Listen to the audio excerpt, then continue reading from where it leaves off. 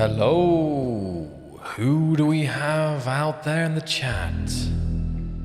It's of both YouTube and Twitch. Back on YouTube once again. Let's have a little look today.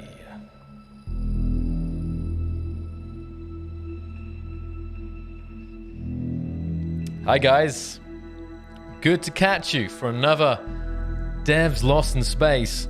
Today, we're back with something a little different.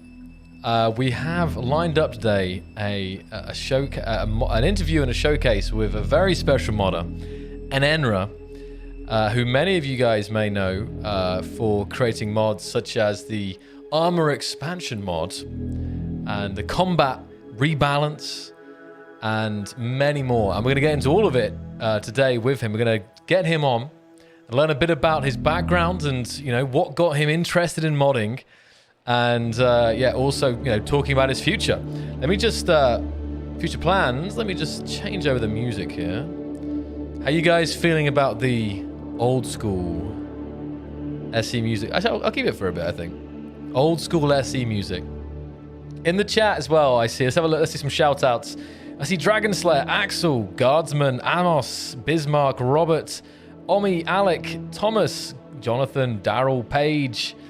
Aether, William, Kevin, Silent Fighter, Sweetfang, Alan. I also see Lord Nubis, Evenstar, Ultimate Nooblord, Sky King, Tenable Target, Altair, Brian Etta, Sectan, Stacks, Dun Heiko, Dr. Sarcasm, Elfie Wolf, Torch, a Mystery Man, Stone Lords, Grakata, Samtown, Enenra, and we have some more here. Lamented, Sishimus, Green Bean. I think I got most of them there. So great to have you guys. And just, you know, I know some of you were wondering where were the streams on YouTube. And it was because we're having some problems with stability. Having some shouting. Having some problems with stability. So we decided to, go to doing Twitch only for a couple of weeks. But we're back now. It should be running good. If you missed any of the last streams in the last kind of 3 weeks, actually, they're all up on YouTube now. So, you know, we did the launch, we did the release stream, we did the office tour exploring the offices of Keen Software House in both the game and in real life with this kind of split screen comparison. So if you missed that and are curious to see where the team is based, then I definitely recommend checking out that from a couple of weeks ago. And then last week we kind of did some Q&A, catch up and showcase. We were kind of catching up because it had been a couple weeks or 3 weeks actually since the last kind of Q&A and showcase session. But today we are back. We've got something different lined up, and I'm really excited to introduce Enenra in just a second here. I messed up your name. I'm sorry. Sitayamus? Sishimus. I like the old music. I wish there was a way to incorporate the new music into the game, not just the jukebox. And how are you guys finding the new music out of interest? The ones that were added, the sounds of Space Engineers. After maybe having them on your ships for a while, do you have a new favorite or something that you find yourself using or having in the background constantly? Thomas says, love the industrial update. More of that caliber, please. Awesome, Thomas. And that's actually something we've been really hearing. I can definitely say that just from numbers and everything, it's really seeming that, you know, the heavy industry update is probably, it's one of the most popular updates and DLCs that we've done, you know, since the game release. So I think definitely people enjoy that art style and that vibe, right? Space It Out is great during long travels. How you doing, Gecko? Been without CPU for 5 months and I couldn't try the last DLC, but I bought a 3080. Very nice, and I'm waiting for it to arrive. Very hyped for the new blocks. Good job getting your hands on a 3080, Gecko, as well. It's so good. Anything resembling Alien, Metroid, and Halo is dope. And the new DLC has been so helpful. Looking forward to Heavy Industry 2. Oh, the server just restarted. You can't see it, but probably guys wanted to change something up. Honestly, I don't have any PCU to spare on Xbox for jukebox and speakers. Are you pushing your bills to the max, Tenable? Is that right? Any plans to add split screen? No plans to add that, Bernardo. It would be cool to have on Xbox, actually, wouldn't it? But it's no plans currently for that. In the Heavy Industry DLC screenshots, there was a picture of a rear of a ship, not the new lander, another what its name, and is it on the workshop? The ship looks a new Heavy Industry look. I'm not sure which one. You have to link it up, Andrew. I'm not quite sure which ones you're referring to. Talking of screenshots, I need to shout out. We have a brand new competition that we launched last week. Hold on. Where? The War Production screenshot competition. I'll get this up on the screen now. Here it is. And basically, you know, we saw how much people really enjoyed this theme, this art style. So we want to see what you guys can create. And there's 5 categories, I think, and there's going to be 1 screenshot per category. So you can actually win multiple categories. There's some tips here to how to get better resolution screenshots. You can use Ansel as well. And yeah, we have these 1, 2, 3, 4, and a bonus category as well here.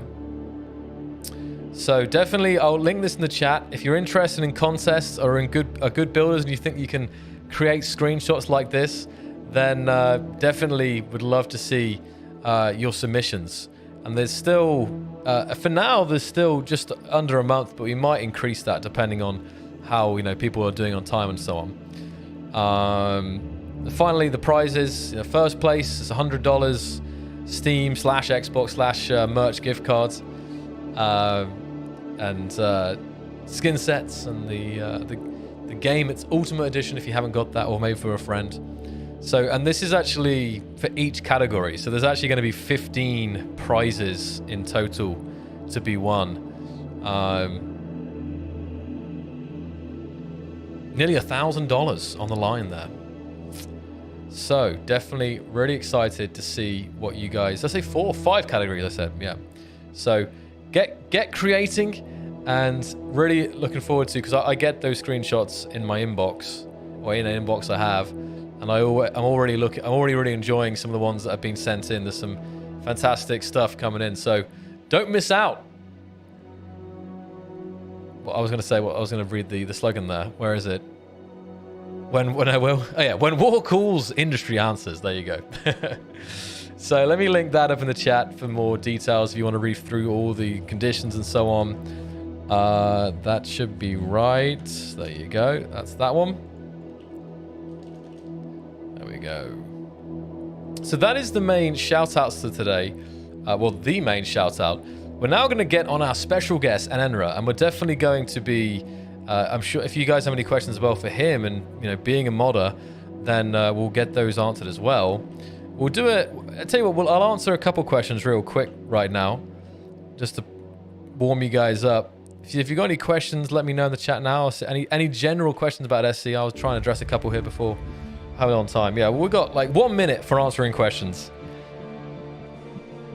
Void, how you doing? Soulstone, good to see you. E-Maker, others joining us. You do always talk about improving performance. I mentioned in the Conveyor portal tick to make a check to see if a connection would increase performance to have different junctions or close some ports. Conveyors are definitely an area that is heavy on performance. I think any veteran players, or even not even necessarily veteran, will know this. And yeah, I do think there's ways that could be looked at. I don't know right now if there's anything in the works for the conveyors, but I know it's a constant talking point. It always comes up, conveyor fix when and hydrogen fix when. So junction's bad, exactly. So for sure, and just even myself, we've been doing some tournaments and stuff in the last couple of months, and we don't use hydrogen. We only use ion for precisely that reason. Now, I think in some, smaller cases, it's okay, and on some big survival server, you might not notice it for a while. But if you've got a bigger thing and you've got bigger ships with very complicated conveyor junction spam ships and stuff, that is definitely, conveyors can definitely start to take a hit there on that. So, are you going to give us a sneak peek about Warfare 2? Not yet. All I can say is Warfare 2 is more guns, or like new guns, new types of guns, and combat overhaul and quality of life improvements were the 4 things that kind of Marek mentioned a couple weeks back. So that's all I've got for now still. It's a little early. It hasn't been that long since the last update. So there's still a lot of work to be done, a lot of work ahead. Not everything is set in stone. I know there's some really, there's some really cool, functionality coming to combat that I've had a little sneak peek at. But, you can bet that I will share it with you guys as soon as we as soon as I'm able to. So, let's see here. There's quite a lot of questions, actually. I do watch the Twitch chat, Jem Masash, and I'm looking at it right now. Let's see. Yeah, see, we are going to mention about SEUT Stone Lords. We're going to bring that up in just with Enenra just in a second, Tim. What addition to SC do you want to see, says Havoc Gaming? All the same stuff as you guys,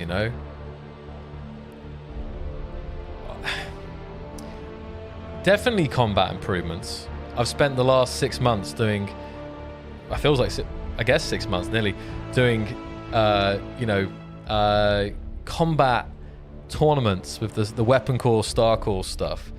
So, for sure, improved combat is definitely still something that I want to see. But I really like planes. And I really like aerodynamics and playing with that mod. So I feel like even though there is some cool stuff in AI and having NPCs we've seen recently in some, mod showcases, it definitely makes the world feel alive. But I'm not sure the amount of work, and I feel the amount of work for aerodynamics wouldn't be as much, but it would add a whole new category of creations and builds. So that hasn't really changed that much over the years. Aerodynamics has always been way up there in terms of my personal wish list, because honestly, whenever, like most servers that we play on, especially survival, we always have it. So yeah, it's a great thing about the modding community, as we're about to get into more in a second here. Heading Northy, welcome, good to see you. Karmak as well. We've got some developers in the chat, I think. Good to see. Let's see here. Emmy under control. I think they just unlocked fighter jets. The time next year they'll be on the moon. Vinny, I haven't seen that. Fighter jets in Emmy. That's something I really have to check out. Wow. Good morning, afternoon, night. Let's have a look. Where's my pizza? Still waiting on that pizza. Okay, so we can get into more questions here. I'm not going to keep Enenra waiting any longer here. So let's get Enenra on, and and we'll if we have time at the end, we'll try and get through some more questions as well. So, welcome to the stage, Enenra. Hello. Okay, I got you good. How you doing today, good sir? I'm doing good. Hope everyone else is doing good as well. It's good to finally have you on, because actually when we kind of started this show, you were actually one of the modders who kind of put the hands up like, yeah, I'll come on. Yeah. So yeah, this is Enenra's avatar here. This is obviously he'd like to stay anonymous, maybe sensible.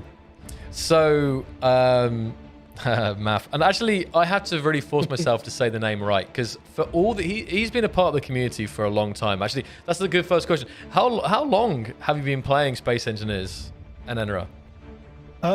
It's been so I got the game quite a while ago, and it's been game has been around for quite a long time now, and I initially got it and didn't really get into it, and then in 2017 I just checked earlier, I actually started playing properly, and I also joined the Discord and the community as a whole. Sorry, and so what year was that? In 2017. 2017. Yes. There you go. So pretty OG there. And the reason I bring it up is because all this time, for so many years, I've been calling him Enenra. Like always. I just like literally Enenra, how you doing, Enenra? How you doing, Enenra? Like hundreds, thousands of times I said his name. I can't even say it. Yeah. Enenra. No, I mean Enenra. And then someone called me out, didn't they, on the recent Star calls? Like, you do realize Zoc... Oh, I think it was even Wasted, actually. It was like, yeah, Zoc always says Enenra, or it's Enenra. So now I've really made the effort to make it, yeah, Enenra. Yeah, the first line to defense on the first line of defense for anonymity on the internet is that nobody can spell my name. So it's actually been... There you go. It was all part of the plan. Yeah. Yeah. And out of interest, how many of you guys in the chat have actually, to your knowledge, have used Enenra's mods or mod packs in the past? Because you can just put a little 07 in the chat, because I think some people may have used them without realizing, because especially the armor expansion is on so many servers. And one of the things that obviously I wanted to bring up is that we have some of your blocks in the background we're going to go through soon. And in the most recent update, of course, we added armor panels. And this is something that you had done, I don't know how many years ago, but I know Uncle Steve, I think, was the first possibly to do it, and I know the SE Modder, and there was more people who did armor panels, but you did more of them, and I'm not sure I can't remember exactly how yours differed, but definitely people, when the last update went out and the armor panels, people were like, oh, Keen copied AQD and Enenra, Yeah, so I wasn't the first, nor will I probably be the last. For all the blocks in armor expansion, all of those shapes have existed before. There's been so many of those mods. For example, SC Modder, one of the moderators in the Keen community, also has a mod that does the armor plates or armor panels. And so I don't really see that mod really as something new. I think the difference with my mod was really that I released it just after the skins were released for the first time, and I set all of my blocks up to be compatible with the skin system, which wasn't the case for most of the other mods at that point. And I've also really concentrated on so one of the things that I don't like in some mods, it's sometimes the case with my own, but also with others, is to have too many choices, too many blocks, because I feel like a lot of the time having just a good selection of the most important ones is better, because it also makes it easier to use them. Instead of having to browse through hundreds of blocks, there's a couple dozen, but they're the most important ones. And that's one thing that I did with the armor expansion as well. I didn't try to have all the blocks in there. I just want the ones that seem to be the most necessary ones, the most important ones. And I mean, it looks like, Keen agreed, and you guys put in a lot of those as well, which I think is great, because it means that I have to support less blocks in my own mods. Yeah, it's funny you mentioned that, because honestly, I'd expect more people to say, more is better, all the combinations. Yeah. But it definitely can get a little hectic, especially when you have to sometimes keep those up to date. It's not just, I say that as if it's just like a benefit for a player.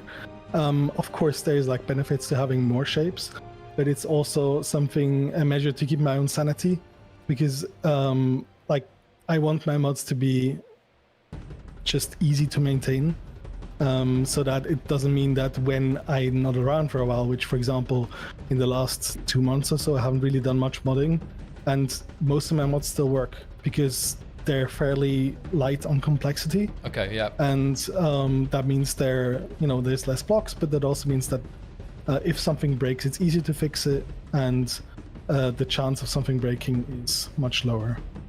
That's good. It's good. It's good to set up that way. So minimizing the future work for you, especially when you want to do other projects and so on. For sure. What was I going to say? Yeah. So actually, I think what we can do is we can actually start to go through, some of your blocks here, but there's worth pointing out before we get started, there's a lot more mods from Enenra that we couldn't show or easily show because they're not necessarily visual blocks, but more like enhancements to the game. So there's that. And I know someone in chat asked about are we going to talk about SEUT as well today? So I think we'll do the blocks first, and then we'll get on to what SEUT is, because I'm not sure how many people have heard about SEUT. And we'll tell the community about that in a bit. Tenable asks, are Enenra's mods on Xbox? Some of them are. I haven't ported all of them over, but I think most of the ones that are scriptless are already available on mod.io. There you go, guys. So Xbox users also can get stuck in some Enenra's mods here. So let's actually come down here and have a little walkthrough over some of your mods that we have. So the first ones that we have here are your armor blocks, part of the AQD armor expansion. And I think there were more, but you've actually removed them because Keen added them to the vanilla game, right? Yes, more or less. So I didn't remove any of the blocks from my mod because that would mean that blueprints would break. Of course, yeah. And so what I did was I hid them from the G menu so that all the existing blocks will be there and they will stay there. And but people won't be able to build with them anymore because they exist already done by Keen. That's a very sensible idea, actually. Yeah, so it's one of the things I was thinking about quite a bit of how to handle, because believe me, I would like nothing more than just to get rid of all the old blocks that are obsolete, because it would make my file system much cleaner, but also it would, impact people too much. Okay. So the blocks that we have here actually are just the ones that aren't in game yet.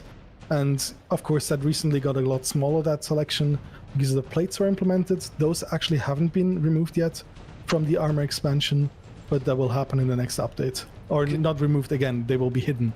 So I don't see any plates here, actually. So were all the plate variants added? Or was there some in your mod that don't exist in the vanilla game still? Yeah, honestly, I was kind of surprised because you guys added so many more plates that I had. I had really small selection. It was like 10 maybe different plates. And I think the update added 64. I don't know. It was a lot. Well, I think at least all of mine were covered. Yeah. That's good. Yeah. That's good. I mean, I know there's still some variants that people really would like the corner armor panel and so on. There's more, but it's always how many do you get into, because whenever you put a new one in, they can actually it's not infinite, but it always adds some more possibilities, more combinations. When if you have like a 2x1 going back into like the halves and the corners and the one, it's actually a lot. Just making sure, are we still good on YouTube, guys? Just making sure. Chat could just be chill right now. I can't tell. Just making sure. I know it has had the tendency to sometimes freeze up, and I have to refresh it to get it to work. So I'm just checking. Hey, Jonathan the Wackamus in the chat on Twitch. Okay, great. We're still on YouTube. Very good. That's good. Good. Just making sure. So yeah, go ahead. So honestly, the four normal blocks in this row here are really the only ones of the quote unquote normal ones that are still in my mod and not in the game yet.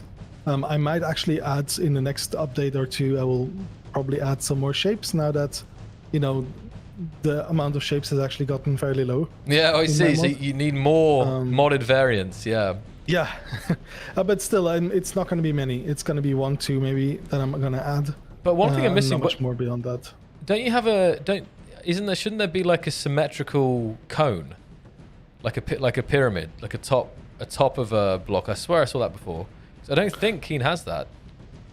I mean, you can make it. Go on. It exists, but I don't have it in my mod. Okay. Yeah.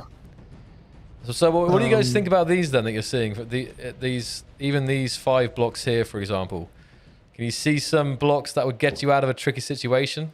This one here is interesting with the half block on the bottom, converting. So because you couldn't do this, right? The whole point, there's no way of doing something similar to that with the existing shapes. Yeah, this one is actually one that I got asked for a lot by the people on your Discord and other really? Discords, especially at builders. This shape here was a heavily requested one. So it's very interesting. I guess it would convert then, and then that's a 2x1 slope corner on the side there. Going to the half block's nice. And here we've got, it's actually not symmetrical. It's got a kind of right angled like back, and then it's like, okay. Interesting. So actually, funny fact about this whole thing. One of the hardest things making this mod. So honestly, the models are very simple. They're incredibly simple models. I didn't put that much work in the build stages, which is usually the thing that is harder to make. And I kept them relatively simple. But the really hard thing for this mod was trying to come up with names for all of these. Because honestly, after like 10 or so, names just don't mean anything anymore. Let's see. And I don't think many people will actually know all the shape names by heart. We should do a They'll know quiz. the shapes by themselves. But We should do an AQD expansion quiz. Light armor, corner split, 2x1x1 base. yeah. That's interesting. I mean, if I come in here to armor blocks, I mean, it was even a thing. Sorry, even a thing for our own armor panels. It was like, I don't know, heavy armor panel 2x1 slope base. I swear there was a crazier one. Oh, there you go. Heavy armor half panel 2x1 tip right. So it actually would go on. It could go on pretty crazy there. So, but there's still lots of people in the chat really like these. Okay. Yeah. And then the other thing that I still have in my mod are these slopes. Oh yes, the 3x1s. They're 3x1s and 4x1s, and there is other mods. For example, AWG. He has these kind of slopes but parted up in their individual blocks. I decided not to do that because that would mean so many more blocks in total. But I think these are already still quite good and quite useful for building as a whole. I might add a 5x1 in the future, but I'm not sure yet. I've seen mods for all 5x1, 6x1, 7x1, 8x1. I've seen some crazy like slopes, and it's interesting you mentioned that about the single block, because I believe Uncle Steve again, the original mods were always like even the 2x1s. Because remember, at some point, Space Engineers Vanilla didn't even have 2x1s. I'm pretty sure Uncle Steve's were single blocks, and then Keen decided to kind of split them, right? So you'd have like the half blocks, you'd have the tip and the base, which in a way is good because it gives you twice as many blocks, and you could then actually use them for different uses outside of just having the big slope. But I know that obviously it then introduced needing a lot more variance, which also could be good, but it players then ended up feeling like there was missing blocks, but also the difficulty of placement, right? Yep. So slapping down a 4x1 to get that slope you want, rather than 4. I mean, imagine that. Like you'd have, what was that? It would be something like 4x1 slope base, or how would you name that? Like base. It's probably not just numbered them at that point. Yeah, 1, 2, 3, 4. I mean, you could have tip, base, mid base, tip, mid tip. I don't know how you'd name it, but yeah, it would get pretty crazy then actually. But still, and imagine like having to match those up with blocks around them. If you don't do the whole slope as one, if you don't put down all the blocks, you'd end up with so many more possible combinations. It would be insanity. Because actually, hold on a second there. If you just did one block, if you just did one of these blocks, the 1x4, nothing would match up exactly. There'd be a small gap. you need a whole new set of like inverted corners and everything to match up with that. It would create, actually, it would create, I don't know, 1, 2, at least 3 new like height levels, you know, because this tip, I mean, if I put a half block here, which are normally the 1x1s, right? Like you can line it up with that. But because of the length, of course, even the half blocks suddenly seem like pretty big compared to what that would be. So again, it would be great, but actually, I mean, obviously having stretchable blocks or something like that would be the easiest way, or not the easiest, but the nicest way. But it seems like maybe, for simplicity's sake, if Keen was to add more slope length, to do it like you've done it here in the expansion model, and just have the slopes, just have the inverted corners and the corners like this,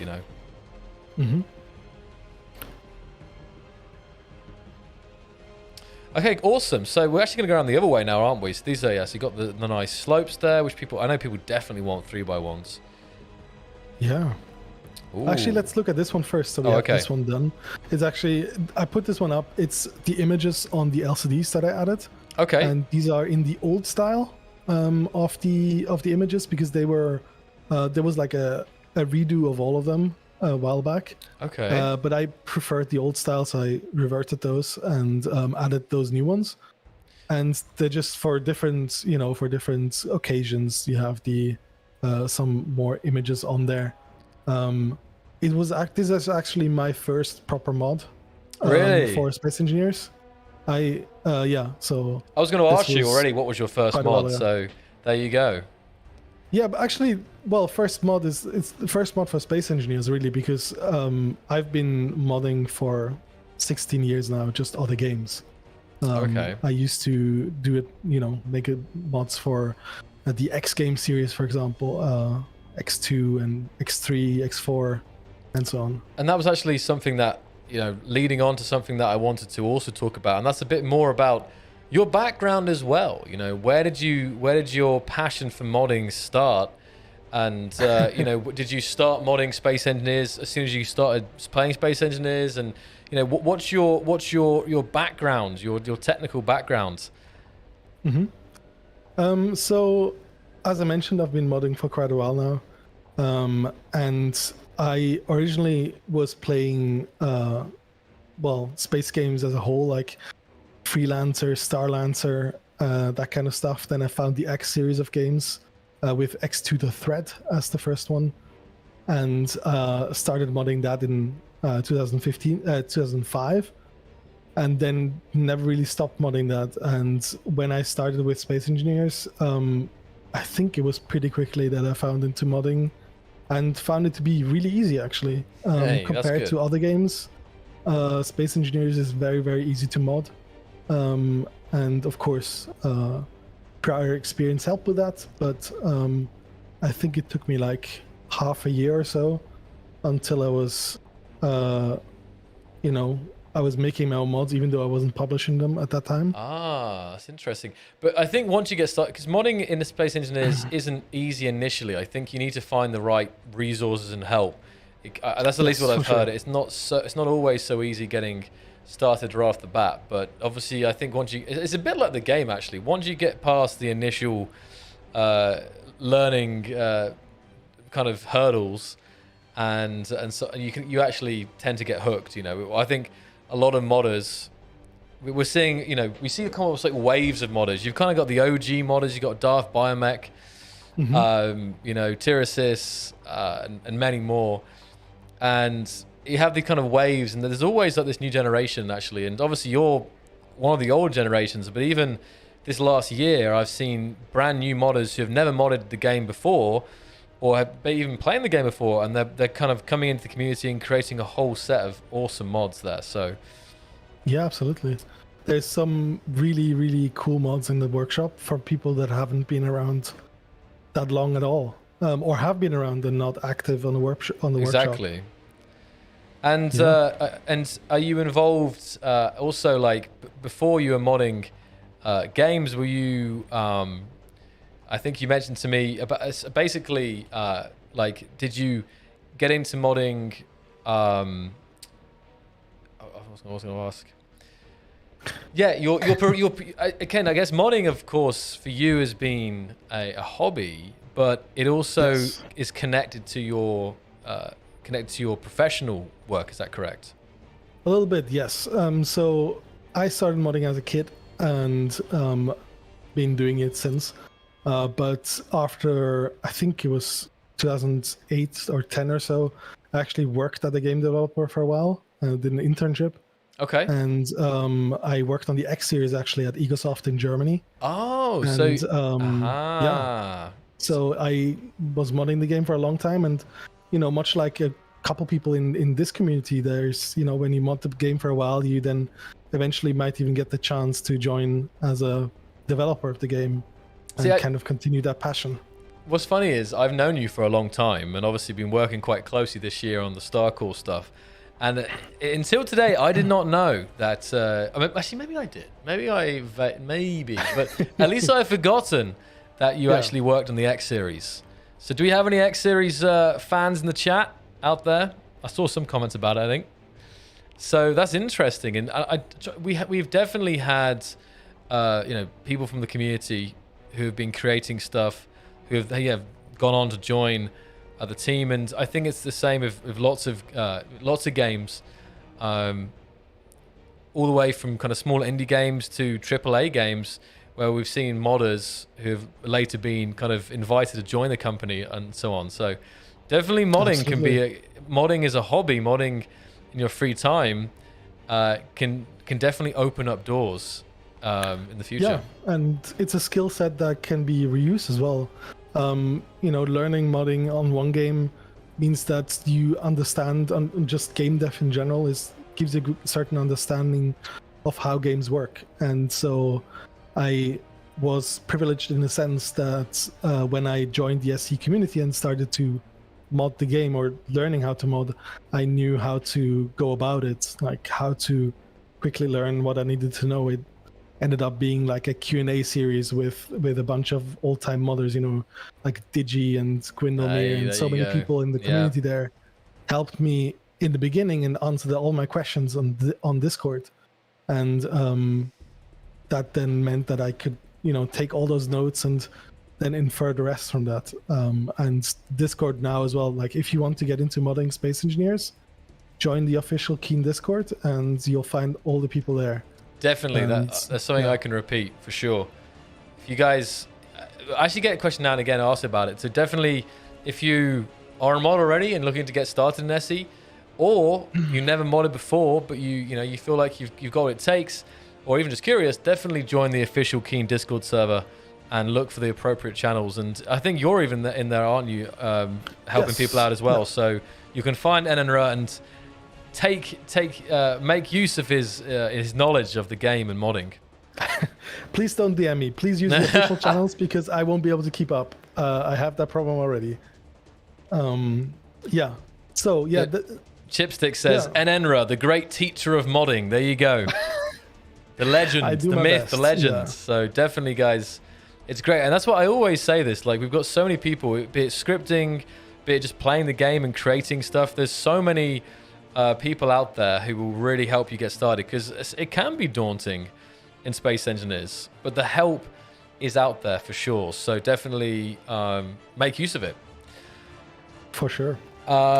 It's funny, actually. We've definitely got plenty of... look at that. Let's see.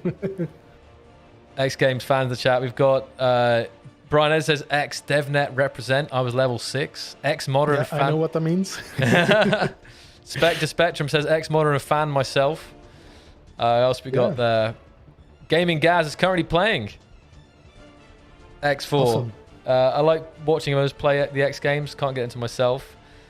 It's fantastic. Yeah, I wasn't involved in X4, but Egosoft recently released Farnham's Legend, X3 Farnham's Legend, which was a free expansion to the game X3 Albion Prelude, and I was actually involved in the early planning for that. Was able to visit the guys at Egosoft again for an initial meeting there. That was a lot of fun. Awesome. To get to see all those people again. Wow, that's great, man. That's and do you still stay in touch? Yeah. Not that regularly, or not as regularly as I would like to, but isn't that always the case? Yes, definitely. Yeah, I know that all too well. Dr. Sarcasmus says I won't hold X4 against you, Enenra. So we'll kind of go a bit back and forth here. Let's have a look at some more of the mods that you've created. So what are these blocks called? Very nice. So these are the reinforced windows. This, together with the next mod we're going to be looking at, are the two newest mods that I've released. Okay. And I started out not really knowing how to use Blender. Blender is a 3D modeling software that pretty much the entire community uses to create blocks and 3D models for space engineers. So originally, I didn't really know how to use it that well. And in an effort to really learn it properly and to make some better models, because some of the models I'm not that satisfied with anymore, I made these two mods, and I think they actually turn out pretty nicely. Oh, they're beautiful. Yeah, these are kind of like the idea. So actually, I have to say, the original concept for these blocks was made by Shade Stuff. Okay. He's another modder and artist, I think professional artist as well. He draws very nicely and he models much better than I do. But he didn't really have time to, complete the mod and work on it. So I used his concept art and his work there to make this mod. And honestly, I just from the first time I saw his images of this idea, I loved it. It's not quite a complete set yet.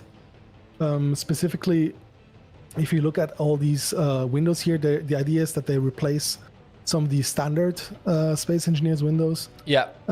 But I'm not covering all the shapes. Of course. And so there's like the two triangles. So the 2x1 triangle that would go here, just flat down, and the 1x1 triangle that would go back here to cut us off. Those two are missing, and I'm gonna add those in the future, but that's kind of like one of the things that are work in progress. And that's actually the case with a lot of my mods. I try to continue to improve them in the future as well. That's good. Good. It's great to iterate and to see what people, the existing players, want from them.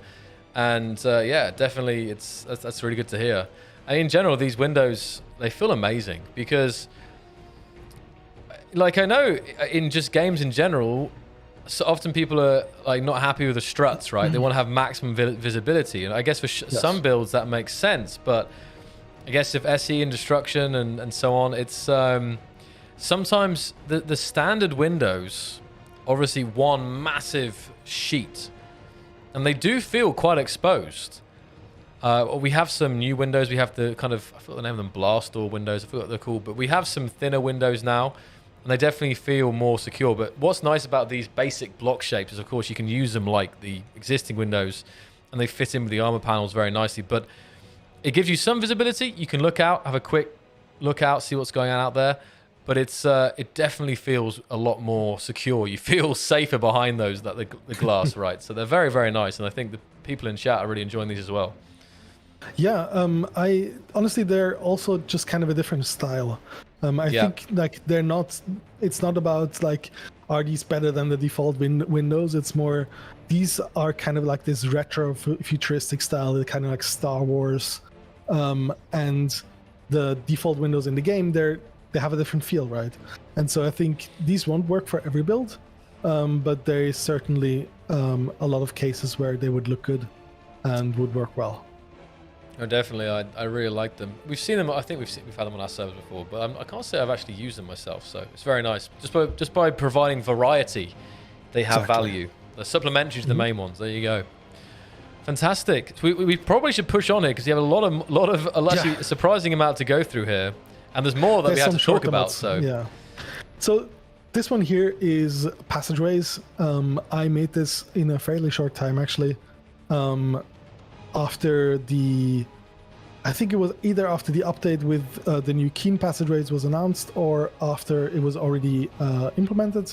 But the Keen Passageways really have this really industrial feel, which is great. But I wanted to like that was the time during which the new Subnautica game, Below Zero, was just released, and I really liked the design of Subnautica and kind of the way it feels. And I want to have a Passageway set that was much more like this sleek, futuristic style.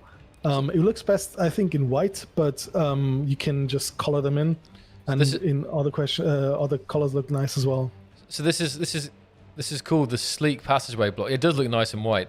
So I'll just kind of build, because you've got the variants here. You've got 5 variants. So it's best for the passageways to actually build, you know, a brief passageway section here. Let's have a look.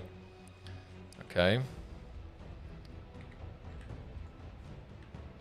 Let's go in here. Speed building. Normal straight. Take a... Start of this would be better to have an X shape.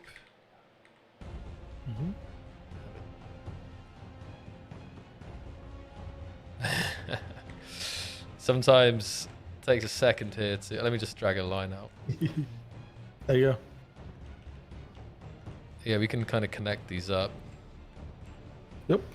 So actually, it's missing a couple shapes. You guys added some more after the fact, and I don't have those in yet. I'm planning on adding a window version for sure. Yeah. And potentially some other versions, but I'm not sure yet. These, while I made them in quite a short time comparatively, they're not that easy to make due to some, like, the way they're built. Okay. So it can get a bit complicated and messy, making a lot of variants. But and again, like, I'm not out to make every variant possible. There's a passageway bot on the workshop that has like 100 different passage blocks in it, and it's great. Honestly, it's fun. Yeah, but that's not what I'm out for. I want to make the essential set, and yeah, I think that worked out pretty well here. Honestly, man, they're amazing. Like, they are very minimalistic. Yes, absolutely. The shapes, but they still feel like good quality, and they still, like, even the floor, like, you've got this interesting kind of non-slip. Yeah, it's a cloth texture on the floor. On the floor there. Mm-hmm. I don't know. It's a different vibe. I'd almost want to. I'm curious how they'd look if they didn't have, if they were like more seamless without the kind of connecting bit here. But still, what do you guys think? What do you guys in the chat think? You fancy some more minimalistic passageways? I feel like Rotor would like these. I don't think they work in every build either. They're like very specific to kind of like, as I mentioned before, this futuristic, sleek look. And I think that's maybe like one of the weaknesses of this mod is that it doesn't fit that well into the existing block set that we have. Yeah. Maybe like the futuristic blocks that we got in some of the updates, I think they would probably work best with this. Okay. I mean, can you pass me in here? Because it feels more spacious as well, because I think you've really maximized this. I'm just curious if you can walk past me. You can. A little, we touch a little bit there, but yeah. But can you walk past someone in the... I honestly can't remember. Maybe I'm not sure, actually. I just maximize the space that we have. I'm just really curious here, because I can't remember. Just put all... hello. Oh, it's... And the window ones are nice. So it's just... we don't have to put them all down. We can just put different... Wait, these are the DLC ones. They're the new one. Okay, that will do. Can we walk? Now that's interesting. So here we have the DLC one, and there we have the vanilla one. Vanilla. And they have these kind of bulges at the, I guess, for storage or cables or whatever. And this one actually has an interesting shape at the bottom. Just try again here. Sure. M1. If you go sideways. Nope. No, nothing. And like, maybe like if you go above and me below, but aside from that, no. This is actually very interesting. Let me just put this down and then put down the other one again. Of course, you can, you know. So I was going to see how it compares going from. So these are the. Oh, and yours have floors.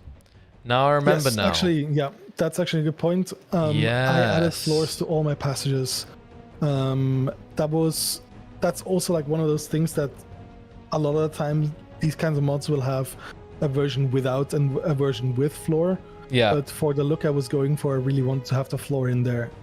So all of mine have floors. That's interesting. I think it definitely. I mean, I like the vibe that that the vanilla ones have. Like, yeah, industrial. Even these ones, when they're clean, they still feel more industrial than yours. But actually, in terms of like roominess and spaciousness, yours do feel very nice. Yeah, they're a bit more airy and just a little bit spacious for sure. Fantastic. So if you guys like these mods, any of these mods, you can find them all on Enenra's workshop, which is linked in the video, the YouTube video. For Steam, I didn't link up his mod.io page. I will find his mod.io page and link that in the video as well for the Xbox players. But are these passageways on Xbox as well as PC? I believe so, yes. I would have to check to make sure, but I think all of my newer mods are on mod.io. Sleek passageways. Yep. There you go. Okay, so let's move on to the next one here. A bit more back to basics now from those passageways.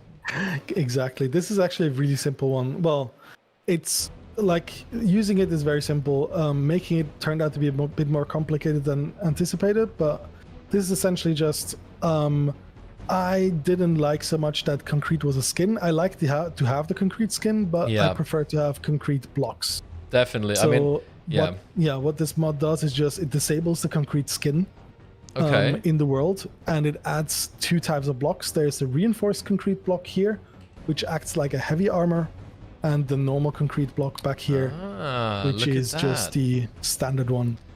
And you have a new component as well, concrete, not gravel or something. Yes, exactly. And it's produced in the survival kit and the assembler. And the reinforced concrete, it has those metal grids in there. You can imagine, like they have those kind of cross. You can imagine how they, like a real reinforced concrete there. That's interesting.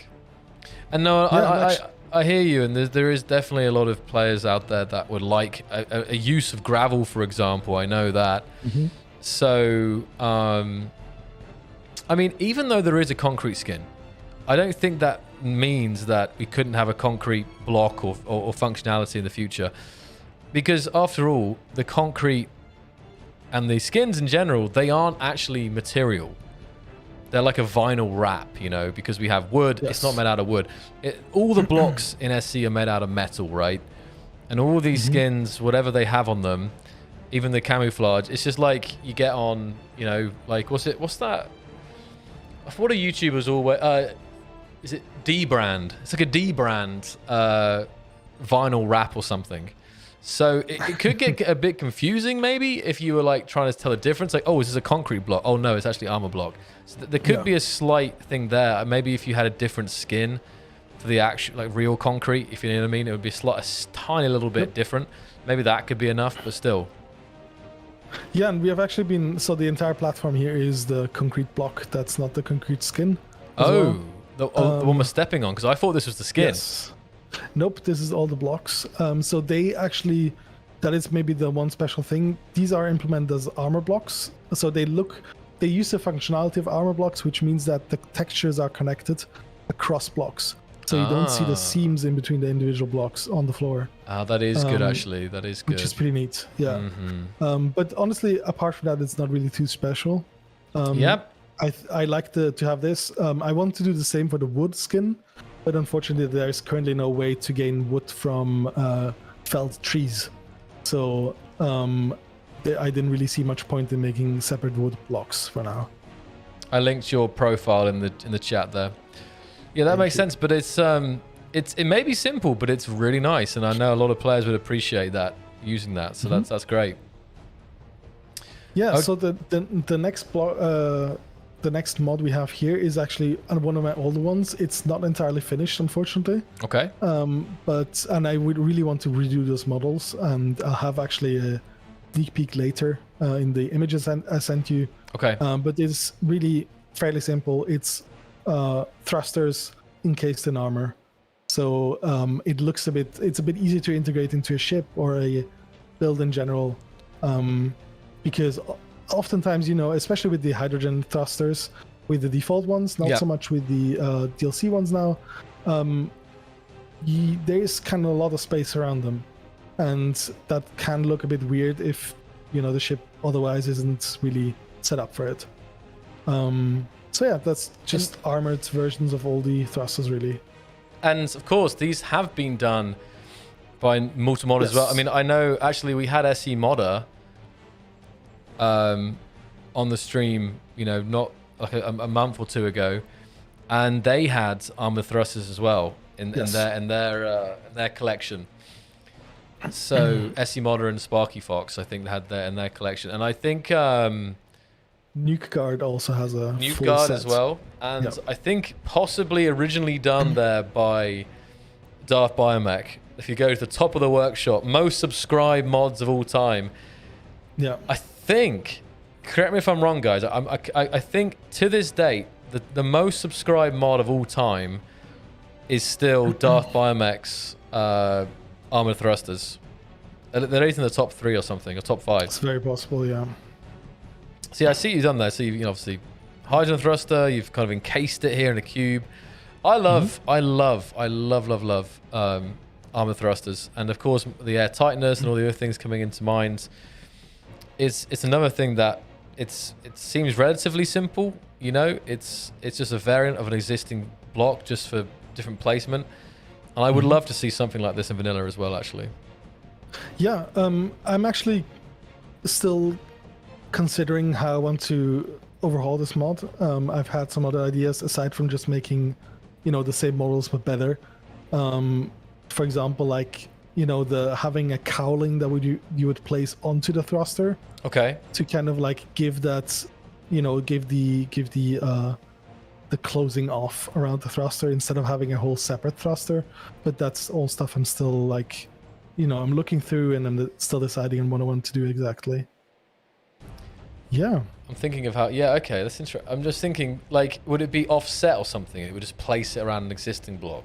Would it be like? I would probably add the possibility to add blocks on top of the thruster, so on the cone, and then have that cowling be around the thruster instead of in the original place where you placed it. It's all a bit janky, so I'm a bit opposed to it. But I'm still considering what exactly I want to do there. Yeah, and actually let's continue with this one here. This is something I guess you guys looked at as well, like just generally conveyor shapes and conveyor stuff. Woohoo! With the new round conveyors. This is my armored conveyor mod and just conveyor expansion in general. I add just 2 more shapes. This is a T and the X. Okay. So and then armored versions for all of them. Yeah. So obviously just 2 new shapes. We see the vanilla ones here, right? But the big deal is T section and cross section conveyors. But even I think a bigger deal. This is great. The shapes are great, but all the time players are talking about armored conveyors because one of the reasons why we see so much conveyor junction spam is because they're armored and straight blocks like this aren't. So this, of course, this is an armored one. Goes, I think, armored straight. This is an armored corner. This is an armored T section and an armored cross section with 4 ports, not 6 like the junction. Yep. But still, it's like more uses, and it would this in itself would actually. It's a weird one, but it actually in itself would actually save performance, and not through the way you'd expect, just from the fact that people would tend to use conveyor junctions less. Yeah. Because they would have the same protection and air tightness and whatever, as the conveyor junction, but it would only have 2 points. It'd be a point to point. It'd be a line in the conveyor network. And again, guys, if you guys don't know this, conveyors basically they're either a node or a line, and a line has just 2 ports like this, and the node is like the conveyor junction, and it has 6. And performance, I don't know if it's 6 more or 10, I don't know how much more, but it's definitely significantly more nodes than lines. So using conveyor junctions to make it like a straight line of 50 blocks is a lot more than using 50 of these in a straight line. But people use conveyor junctions for the it's actually not just the armor, it's also the block placement, right? Yes, obviously, it's just easier to build with them. Yeah, obviously these, you can have it going through on a long line and build all around it. With these, well, that's a bad example, but you can't, well, I'm on the floor. Yeah, you know what I mean, though. You can only build on the ends, which, of course, in the ends are designed to be connected up there. So definitely, I think a lot of you guys have used these mods. And again, these are all a part of one of your mod packs, right? We're going to talk about your mod packs in a bit. But if you guys are wondering where to get started, which of these mods to use, luckily, Enenra has put a lot of these individual mods together into mod packs along with other creators' mods to bring like a big quality of life. So, well, I guess we'll finish off the blocks first, and then we'll go over the mod packs. Yeah. So actually, the only other thing I want to mention here is that I also had this here. It's just a really an access port in the end. It saves you from having to place a small cargo container when you want to access the conveyor grid from somewhere. Or the network, rather. Oh, I didn't click. I thought this was a vent. I didn't click. It's not a vent. Wow. It's made, with the same setup as a vent, just as a conveyor access. It has barely any inventory space, but you can just pull stuff in there from that. And actually, this is also a mod I'm kind of reworking the models of. And one of the things I want to add is a 5x1 tube. Just a straight one. Okay. Because that will also make it a bit easier to place those longer lines of conveyors. So rather than having basically a long tube, just like 5 long blocks. So if people are doing big sections, they can use a single block of 5 together rather than 5 individuals. That also kind of makes sense as well, and would help with performance, because again, it'd be 1 block instead of 5 blocks. For sure. Yeah, I love this access. This is nice. This is really nice, and you can walk past it. The other thing I want to mention as well is that, as you mentioned, like this is not a new concept either. Okay. The armored conveyors, for example, Spacebar has a great mod for armored conveyors out there, and I believe there is more as well. I think Mafu, for example, has a big conveyor mod as well. There's a lot of people that do that on the workshop, and they're all popular because they're, those are good blocks and useful blocks. All right.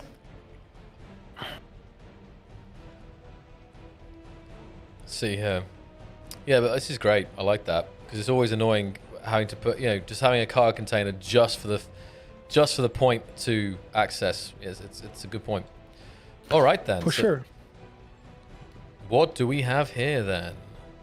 So they're called banner LCD, and the idea is just that I want to have the logos on the side of my grid without it looking like I place first a screen there and then have the screen display the logo. So these are just LCDs that have barely any model. Okay. And they appear like decals. Work like LCDs, really. Okay, let me come in here. Like transparent LCDs. Yeah. Yeah. So we come in here. They're totally flat to the. I mean, is there anything? Is there even a little lip, like a sticker or something, or is it? There's little screws on the sides of it. I don't believe they're really hard to see. Little screws. No, okay, hold on. I'm coming down here. Right here is one, for example. In the corners. Oh, I see it. There you go. So it's like 1, 2. I see. Okay. Yeah, them. All right, they're slightly above. You get down real low, but I mean, obviously you can't get to that level, so they do appear like. I see. Yeah. But it does mean you can walk across them, and it just looks like a kind of a lit up painting Come in here, we can add one of the new graphics maybe. There was the new ones in the... Exactly. Where are the new ones? You have all your ones in here. We should have no, the those industry. I think these are from the latest... no, this was from Sparks the Future. That's from... there you go, yeah. Ooh. Yeah.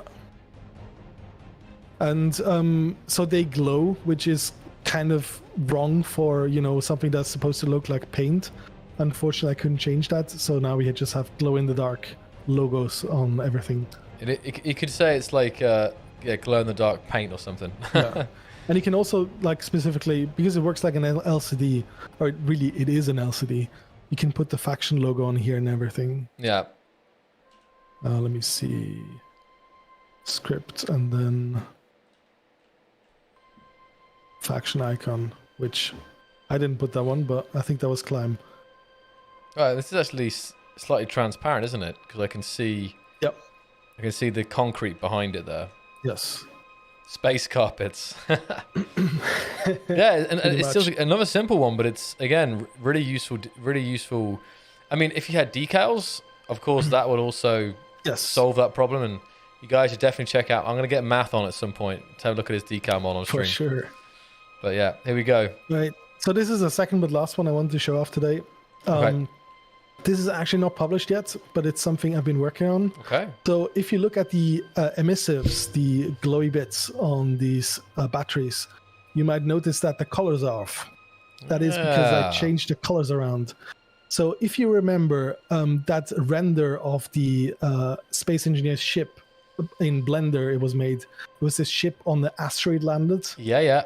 You showed it off on stream as well. And so one of the things I really liked there was the desaturated emissives on those in that render. Okay. And so I tried to replicate that with a mod, and it changes the. It doesn't work on the thrusters yet. I need to change that, but everywhere else as well, like back here on the connectors, you can see it. I'm gonna make it night so it's a bit more easily visible. That is interesting. Where is that picture? I always have it. It's actually set as my wallpaper on my PC, but I can't. I don't know how to show that. Hold on. Gotta find it first. I'll add it to the stream. It's probably in my downloads. Yeah. So I just want to have those colors in there and see how it looks, and I actually really like the look.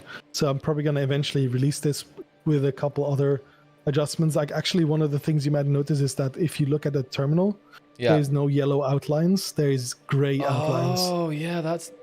That's another change I made. Yeah. Hold on, I'm just wondering if this is the same for something else.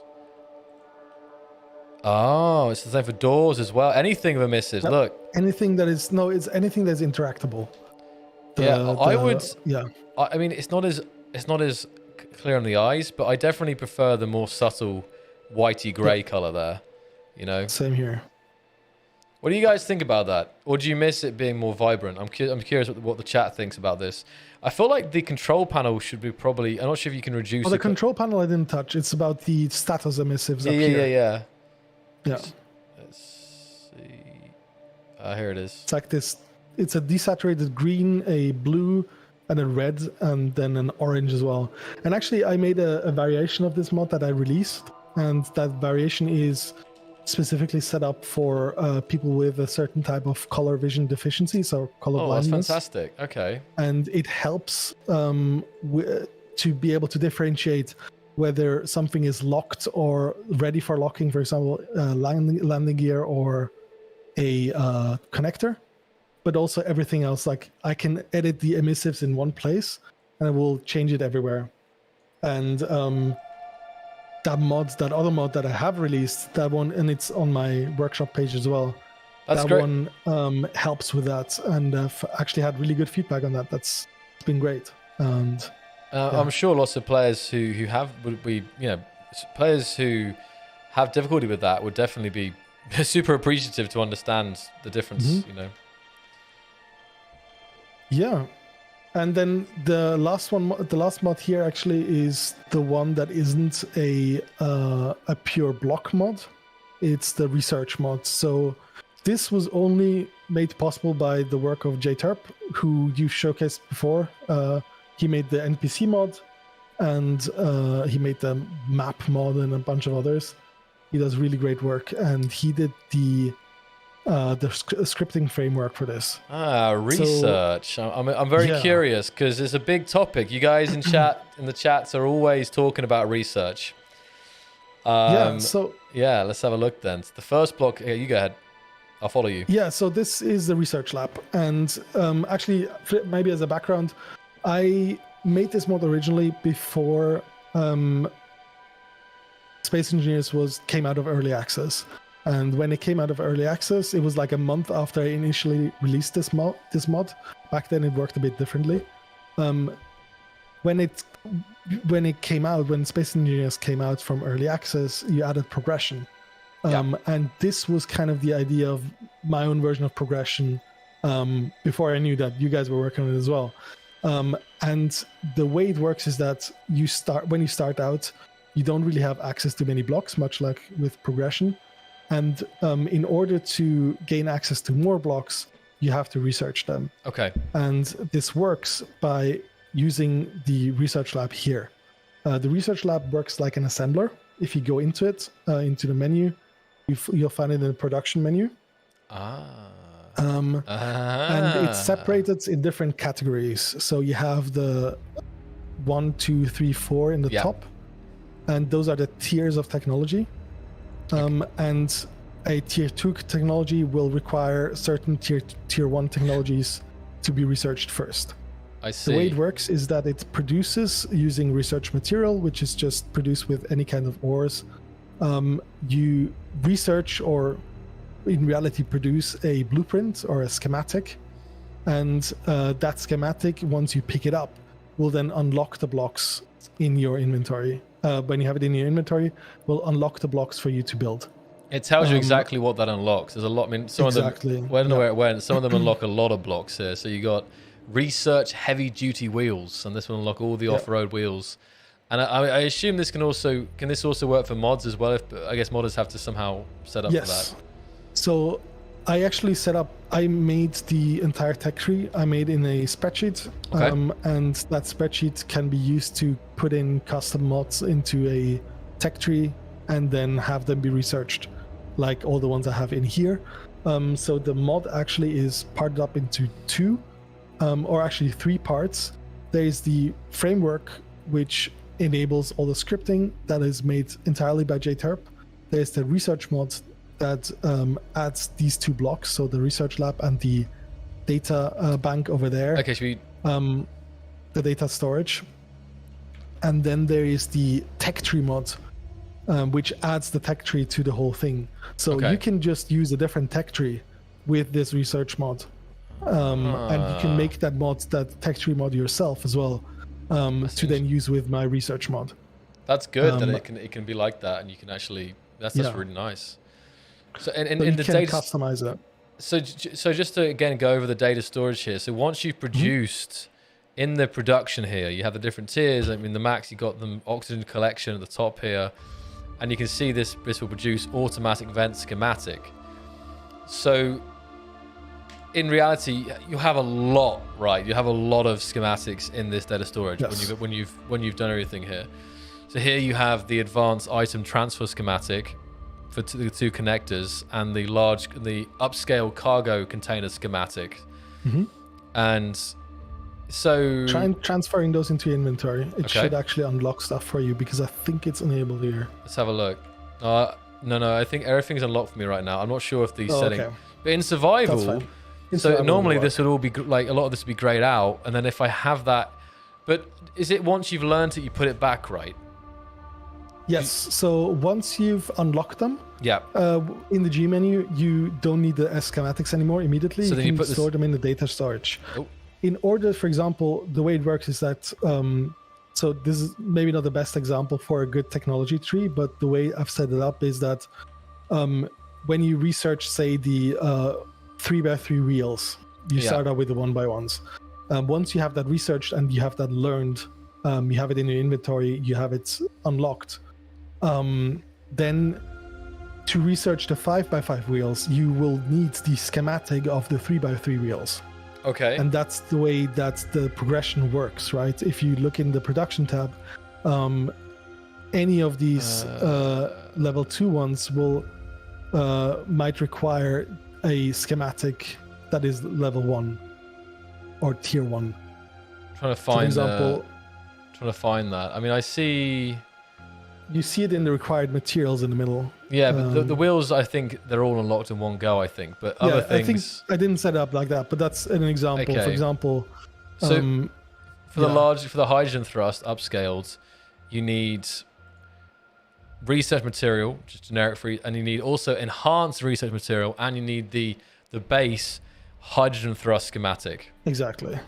I see. Interesting. Interesting. All of that said, the idea is that, so especially for servers, is that, for example, you could also have certain technologies or certain blocks have a schematic but not be researchable. So you could only find those in containers, in specific encounters, stuff like that. That's also cool, because it can actually make the acquisition of knowledge a very powerful thing in a server. Like, I didn't see jump drives in there, for example. Like, where? Those are a end technology. So the idea is that those are really, I think they're tier 4 or something like that. I didn't see them in there, but I was looking for them to see if it was, hold on. Yeah, I don't have the overview entirely, but it's been a while since I made this. Okay. But yeah, they're in there somewhere. And the idea is also that because the way it works is that when you pick it up, you unlock it. It means that if I steal it from someone else, I don't have to research it. Yeah, you can just pick theirs up. You can raid someone in space and just take all their research and just find their data storage, and you have to hack it, I guess. But then you can just steal all their data. And does it share with the faction, or is it individual? Like, does everyone in your faction There's options for that. Okay, right. There's a number of command line options for administrators to set it to, like, research per faction or research per person. And also another option, which is, I think, a fun one, but maybe not really that fun for everyone, is that once you die, you lose all your unlocked blocks. Which means that you need to store them securely in a data storage, the schematics, and make sure they don't get stolen. Yeah, because imagine if you get Stone Age, so someone just kind of napalms your base, and you're killed, everything's destroyed. You're literally back at like nothing, like as well as like spawning in some respawn pod. You actually then have to like. You can have backups of the schematics. Okay, yeah, of course, yeah. Always make backups. Yeah, exactly. But that also means that, for example, so this is stuff I thought about when kind of like coming up with the design and with the mechanics of this mod, was that, for example, scenario is that you're in a ship, you're going to attack someone, and then you die. Now you can't build anything anymore unless you carry those schematics with you, which then means that if the enemy can get to those schematics, they can catch up in technology or maybe get some exclusive technology.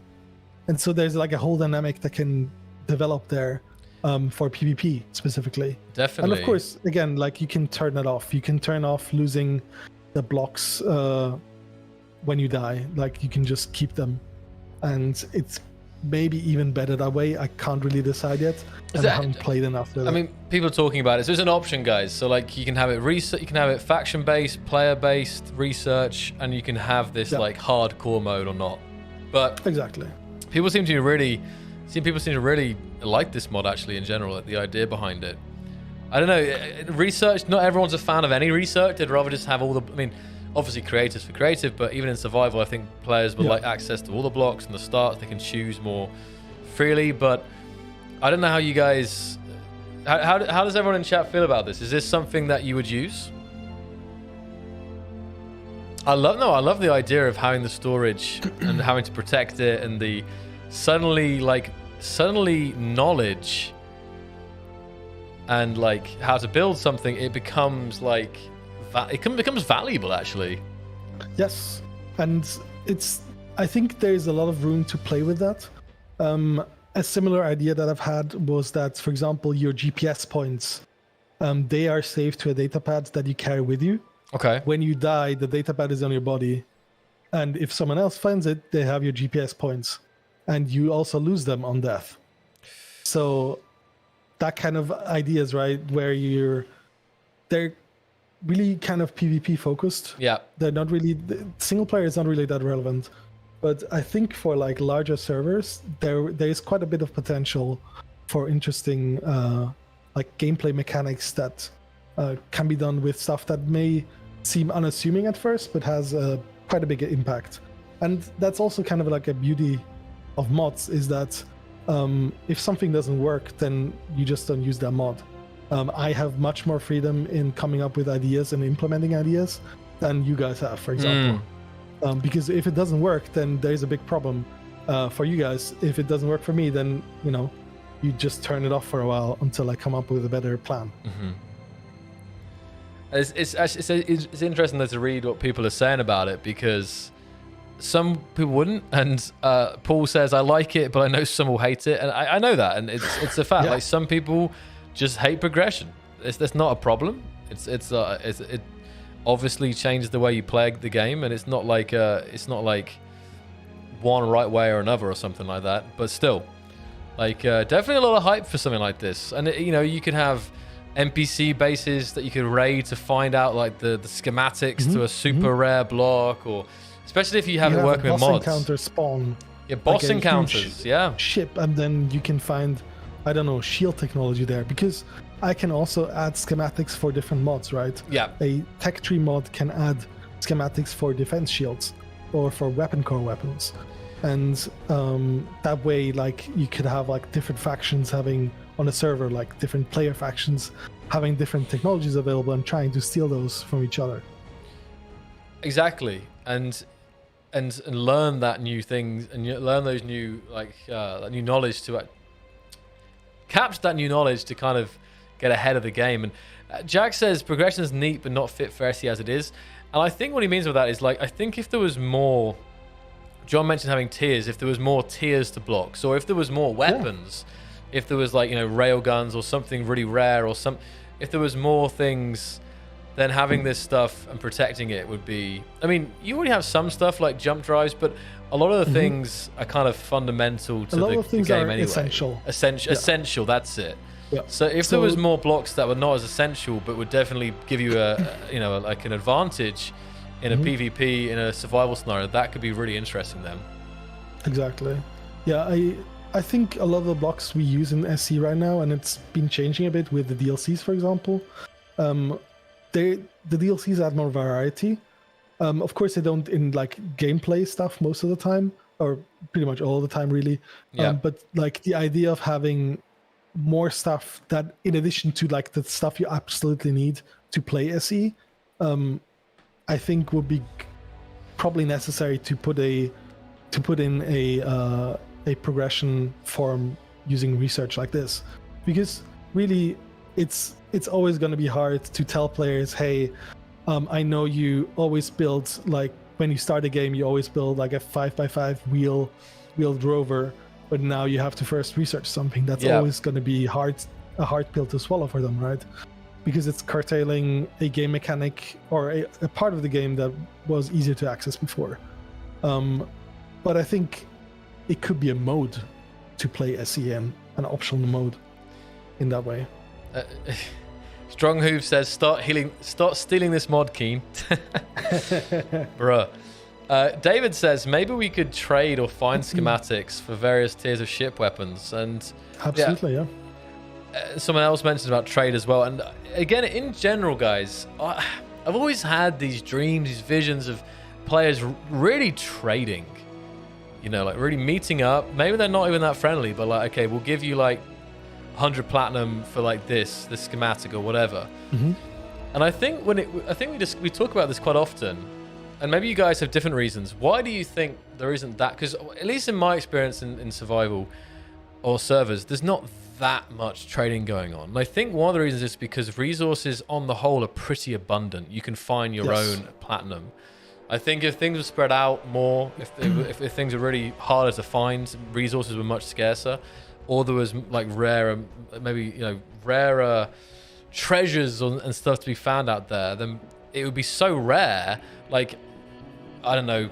I'm not sure if you want to go into the lore of having some like ancient artifact or something, but something like this, there can only be a couple on there, and maybe one faction really wants to go down a certain route, and there's only like 4 on the server or something, and players, because that's also something interesting. If there was somehow like something, it wouldn't be essential, but it'd be something cool that there would only be a limited number of, and like players would either have to trade for it, ask nicely, or fight over it, right?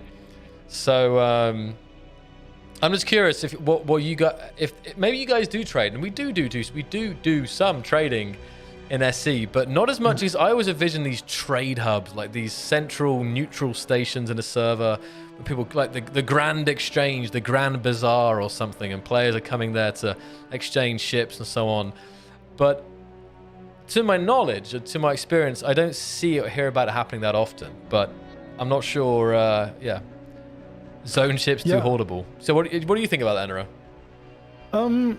It's something I've thought about before. I have some mods that have somewhat ideas and some half-made mods that aim to address some of it. I agree with you absolutely. Like on a very base level, there can be no trading or no fighting over resources if resources are easily available everywhere, and that is currently the case, right? There's even when you're on a planet, for example, like it takes maybe, you know, any resource you need is going to be within a kilometer of you because there's so many ore spots. Yeah, kilometer of you, and then you don't need to. I mean, yeah, you don't need to like really go out and find them. Some of the custom planets on the workshop address that to a certain degree, and there's mods like scarce resources, for example, which distributes the ores over the different planets. So, for example, on Earth, you will only find the base resources. Then silver and gold will only be found on the moon. Uranium only on the alien planets, and platinum only on Mars. That kind of stuff has some effect, because it means that people need to actually traverse through the game environment through the map to get everything. And it makes it possible that, for example, one faction could say like, hey, we are making sure that nobody gets to the platinum on Mars, or nobody gets to the uranium on the alien planet, and try to get a monopoly over it. Super interesting gaming, like, you know, like setups, experiences, like how it could. I mean, how it could something like this could introduce whole new experiences in the game. I Absolutely. mean, there's some. Quaid says, trading is great when it's forced. Look how the Mortal Engines event server did it. Different factions were limited to what blocks they could use, which limited mining and LG assemblers to force trade. I saw something else. It always comes back to limitations, right? Yeah. If you have everything, if you can easily find everything, you can't really do much with it. And this wouldn't be suitable for everyone. Like, not everyone would. That's the thing. And SE is played in so many different ways now. So not everyone would like that. And if you're a solo player, if you're a single player, if you're just playing single player, and so everything's super scarce, and if the game's balanced, or a certain game mode is balanced to rely on trading, for example, or other factions, then it's gonna be very brutal and very slow, and especially if stuff spread out. So you'd have to have almost like, if it was an official thing, it would be like two modes. It'd be like scarce resources, or I don't know how exactly it would be, but it would have to. There wouldn't, unfortunately, I don't think there would be like one size fits all, because of. If it was just when you're playing on your own, covering the ground and stuff and doing stuff takes a lot longer. So it'd be something to keep in mind. Lamarcus says, make survival great again. I mean, the main thing is, when it comes to survival, I think we've talked about this a lot. I think we've talked about it even with Marek, I think, a couple weeks ago. Definitely survival is an area in general that I think a lot of people want to see fleshed out, be that NPCs, be that the economy, be that, you know, trading. So I'm thinking of all this stuff, and I actually am starting to see in my head here like what the next generation of survival would or could look like. Like if it had like AI enabled mod, for example, something like this, be it, you know, enemy NPCs, friendly bots that would like protect you and stuff, making the world feel alive. You'd have new resources and tiers that would make things more like encouraging trade, right, and the protection and the acquisition of knowledge. So yeah, I mean, honestly, another part of survival is also having a threat against you, right? And currently, to be honest, the biggest threat a player in single player faces is Clang, and that's usually of their own making. Yeah, And it's kind of cynical, but really, like, you know, there's encounters, but you always engage encounters like you are the one that starts it. yeah, You have to get close to it most of the time, right? And it won't happen otherwise. And while that is, you know, that is good, because a lot of people might not want to actually engage with that. no, Because it's you true. know, having your base destroyed isn't fun, especially when it takes a long time to build it. But also, if there is no tension, then, you know, there's not much survival going on. There's just slow creative. Well, Nox saying it's incredibly easy to survive. That's the problem with survival. Mm-hmm. I mean, that comes down to threats, and definitely not everyone. I keep having to say not everyone because, again, I think a lot of players maybe find how it is and find in peace and stuff. But it's definitely something that's brought up a lot, is that players want more threats, more things to survive against, more challenges in survival, right? Yeah, and I think honestly that's also kind of the beauty with a game that is so old now, that, you know, there's a huge player base and they've all carved out their own little nook in it. Yeah. There's the people that really want to do racing, there's people doing creative, there's people doing PvP and then like hardcore PvP, there's Starcore as well, and just people playing survival, playing survival alone, playing with only friends, playing with a large group of friends or on a server. There's so many different options, and that's also kind of in the nature of Space Engineers being a sandbox game. Yeah, and that's something good, but it also means it's incredibly hard, and I don't envy you there at all. It's incredibly hard to do something that doesn't go against the playstyle of one of those groups. Yeah, it's true that it's the classic, you can't make everyone happy. It's very true, actually. I think of game development in general, you can try and make like majority, try and like make, and if for the people who are like not in the majority, you know, have options to make it more playable for them.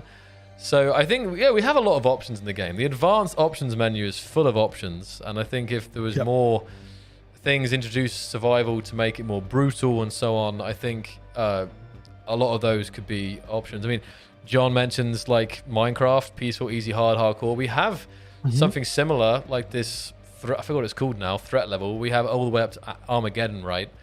So that's just meteorites though. Yeah, well, I guess actually, for now they true. are, but that could, again, that could be something that could be looked at. Those modes could actually change like scarcity of ores and so on. I saw something from William says, players trade on our server because we built the incentives around the fundamental reason trade exists. It's more efficient to trade than to do everything yourself. Sounds like a very nice server you've got there, William. The YouTube chat. So I'm skim reading a lot of the comments, guys. There's some great, as always, some great thoughts in both YouTube and Twitch here. And I'm kind of skim reading a lot of these points here. In general, I'm always vibe checking the community. How are we feeling? What's the general consensus of comments, right? Yeah, and Shane didn't have a good experience on public servers because too many griefers, pretty much. That's never fun. And I think it's hard, isn't it? Because and sometimes even griefing can be a tough line. I mean, unprovoked attacks. The difference in griefing and just PvP, it's even that can be. I mean, there is a certain line that's just like not cool, but it's almost subjective, you know, to that. So that can be another challenge when finding a good server to play on, the right balance of PvP to PvE for yourself, right? Thomas greatly appreciates that mod stays focused. The problem I frequently run into with mods is there a feature creep? Oh, hold on. The problem maybe Enenra has some thoughts on this. The problem I frequently run into with mods is there is a feature creep that often causes the mod to lose focus and bleed into other areas. I greatly appreciate mods that stay focused. Yeah, I think there's often a certain temptation for modders to just add more and more and more and more to a mod, and I think the server just That's okay. That's all good. That's we're all done in the game now, I think. Yes. So there is a certain temptation for that, and it's one thing I know I'm personally very aware of and try to suppress, because I know that it's just going to lead to a unmaintainable mod in the end. And it's also kind of like the choice of what to put into one mod and what to split up can be a hard one to make. For example, like most of the mods I showed off now are fairly focused on a certain part of the game, and a certain set of blocks. Aside maybe from like the point where, you know, adding more and more and more passageway blocks, for example, is in my mind a future creep. But like going into different areas in one mod is also a thing, right? And so some of my other mods maybe have more of an issue there, because it's like more of a functionality change, where it's like, okay, I want to change the gameplay to achieve this, but then I'm going to put this in there and also that and also that, and then when is the point where you just divide it up into multiple mods? Oh yeah, exactly. So that people can then choose, right? And actually, this is maybe a good way to lead over to the mod packs that I make. Is that the idea of my mod packs is that it's easier to keep the just like having a mod pack makes it easier to maintain the mod list in your save games.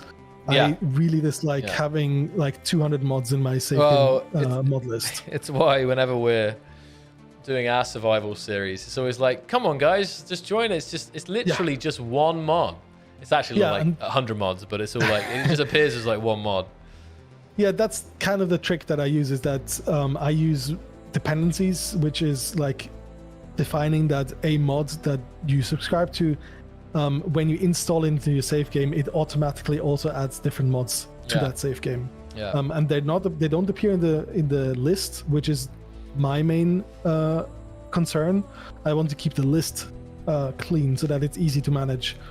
But they're still in the game in the end, right? Yeah. And so the mod packs that I've made, which is, I think there's like 3 now, but I'm working on more. It's like they're focused on a specific area. For example, I made a quality of life mod pack, which contains mods from a lot of different modders. Like most of those mods aren't made by me, because I couldn't do that. There's much more talented modders that made those mods, and I just want to bundle them so that it's easy to install and use in your save games. It's funny though, because dependencies weren't always a thing. Yes, they're actually a newer addition as far as I know. Well, newer, probably like 2 years ago now that they were added. But there, right? So for the topic that we started on here is that, like, you know, feature creep. One thing that I did recently was to change it so that originally it was like I had one mod that had the other mods depend on it, that were, you know, the other mods were installed when you put that central mod into your save game, and the central mod had changes in it, and those changes, a lot of the time people were like, well, I like all the mods in the mod list, but I don't want your changes, or I like all these changes and all these mods except for this particular one, but they can't get my mods, the mod pack mods, the central one, into the save game without all the dependency mods. So a change that I made was to put all my changes into a core mod, so to speak. So it's a separate mod that is also dependency of the main mod, which means that you then have the list, right, of all the mods, and you can just, you know, part it up yourself. You can pick and choose whichever you want if you don't want the entire mod pack. And I did that for the quality of life mod pack, for the combat balance mod pack, and the vanilla extension mod pack. And we'll actually show those. I'm going to show those on screen in a second here, because that gives some good context to that as well. But it's a good way to do it. And I know people will definitely appreciate having mod packs rather than having to find every single individual one. Just a couple of comments here I missed. I wanted to address. Well, just talking about, you know, griefing. Pixie says, one man's grief is another man's siege. And it's something like that, Pixie. While someone's having a great time just destroying and obliterating you, the other person's probably like, crying themselves to sleep. And John brings up the grease made easy because we don't have a way of detecting other players when their broadcasting is on. So, I mean, yeah, it kind of leads into survival as well. That is about having, if there was some kind of radar or early warning system or something like that. For sure. This could also benefit people from, avoiding trouble, maybe, or maybe also finding trouble if you're looking for trouble. So that's another thing that I think that's, there's lots of areas that would tie into that, I think. But it's a good point, John. Another one I just wanted to address was, I want to address many of them. I'm just picking out some here. There was one on YouTube as well. I saw Douglas. I think it was Douglas said it. I know it's a sandbox for creating your own gameplay, especially in multiplayer servers, but the lack of direct goal to strive for in survival mode probably burns a lot of people out. It needs activities to strive for. People to keep people interested. Yeah, and this is it, Douglas. We talk about this all the time, and definitely it's what people always, we've always kind of been about creating your own journey, your own adventures, but definitely it's a common thread that players do want more to do more challenges. So I would love to see what we could do with that, and I feel the same. I would love to see some more making the world feel more alive, actually. That's why I wrote PvP. I got tired of ruining other people's fun. Just Thomas. Yeah. Let's see. Combat challenges. There's loads of ideas, and many of them are done in mods. Just coming back here, Enenra, I've got your screenshots here to go through in the order you sent them to me. So let's just get those up. So let's go through those. The first one here is the new conveyor models. So we're here we are in Blender, but we're having a sneak peek into your work process here. Yeah. So the first screenshot is actually showing off two things. First of all, this is the new conveyor model for the armored conveyors that I'm working with. That will be in the next big update there. And the second thing is SEUT, or Space Engineers Utilities. We've mentioned it briefly before. So this is getting into the nitty-gritty details to a certain degree, so this is your warning. Okay, here we go. Space Engineers modding has, for a lot of good mods to be able to be made, you need tools to enable modders making those mods. And one big area where that was, I think, to the beginning of 2019, one big area where we were a bit lacking in terms of tools was that having a tool that is working with the latest version of Blender, which is the 3D modeling software, and able to export models and help with the creation of blocks from those models. So this has been one of my big projects over the last 2 years, and by now I think pretty much 95% or 99% of the mods you see on the workshop that have custom models on it, they are using SUT to make those models. And I actually should have said that. I can't believe I didn't say that to introduce you. I should have. I was saying, known for AQD expansion. Yes, it's not known to all players, but yes, the SEUT, or Space Engineers Utilities, is absolutely massive.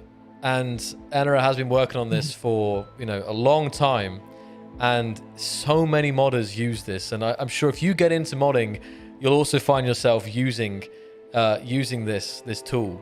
So and actually, I remember I never actually showcased it on stream yet because I never got around to it. I guess I'm always behind on things.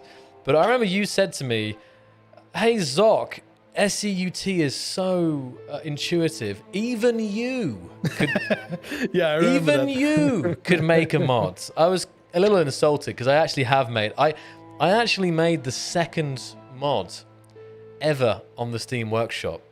That's my claim to fame. Like when it was Andre, one of the programmers for Space Engineers published the first one. I forgot what it was actually. But the second published Steam Workshop mod for Space Engineers I made. So, but that was it. That's all I got, and it was terrible.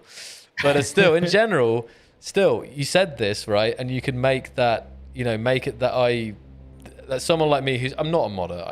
I played around with at the time it was 3ds Max, but it's very easy to make mods, right? Well, I wouldn't say it's easy, but it's easier. It's easier with SUT for sure. And I think we can still, like, if you're up for it and you find the time, which honestly it doesn't look like it's going to be the case because you have so much else going on, but we can sit down at some point and just I'll coach you through making a block for Space Engineers and bringing it into the game. So this is kind of a project that's been going on, and it's like one of those projects that you start. I started like in the lull of like New Year. It was pretty much like the last day of 2018 or something that I started it, and that was like my refreshing my programming abilities and learning Python. That led me into this project, and it was like, I'll be finished by summer. And now 2 years later, well, more 2.5 years maybe now, it has a lot of functionalities, and it actually has pretty much all the functionalities that the previous tool that was used in the community had, and it's got a bunch of stuff on top of that, but there's still some stuff I want to make better. I want to make it more intuitive, and I want to extend the functionality of. So I mean, just going. Big thing, go ahead. Sorry. So you go ahead. No, sorry. Just one big thing that I've always was always important for me in this, in making this project, and also for my other mods, is that I want to make, my work here is not only to give others the opportunity to more easily make mods, but also I want to be able to, convey a lot of information and a lot of knowledge about how to do all this. So SUT, you'll like on the screenshots, you'll see all those like little information buttons there. You can click those and they'll take you to the online reference with like a lot of tutorials, references, and everything, where you can learn more about all the different aspects of the tool. And the entire thing is on GitHub, so just everyone can look at that. Yeah, it might be worth linking that as well. People are interested to see your GitHub. Let me just quickly. Yeah, you can link it in the chat for the GitHub there. Yeah, it could be great. It could be great stream content. Someone was saying for me to actually like go from A to start to finish and make a simple mod. In Blender and using the SUT and hopefully show you guys how easy it can be. But we'll see. That's maybe like the one thing I have to say. Like SUT makes taking the 3D model and bringing it into the game, it makes it much easier. But you still need to be able to use Blender before that.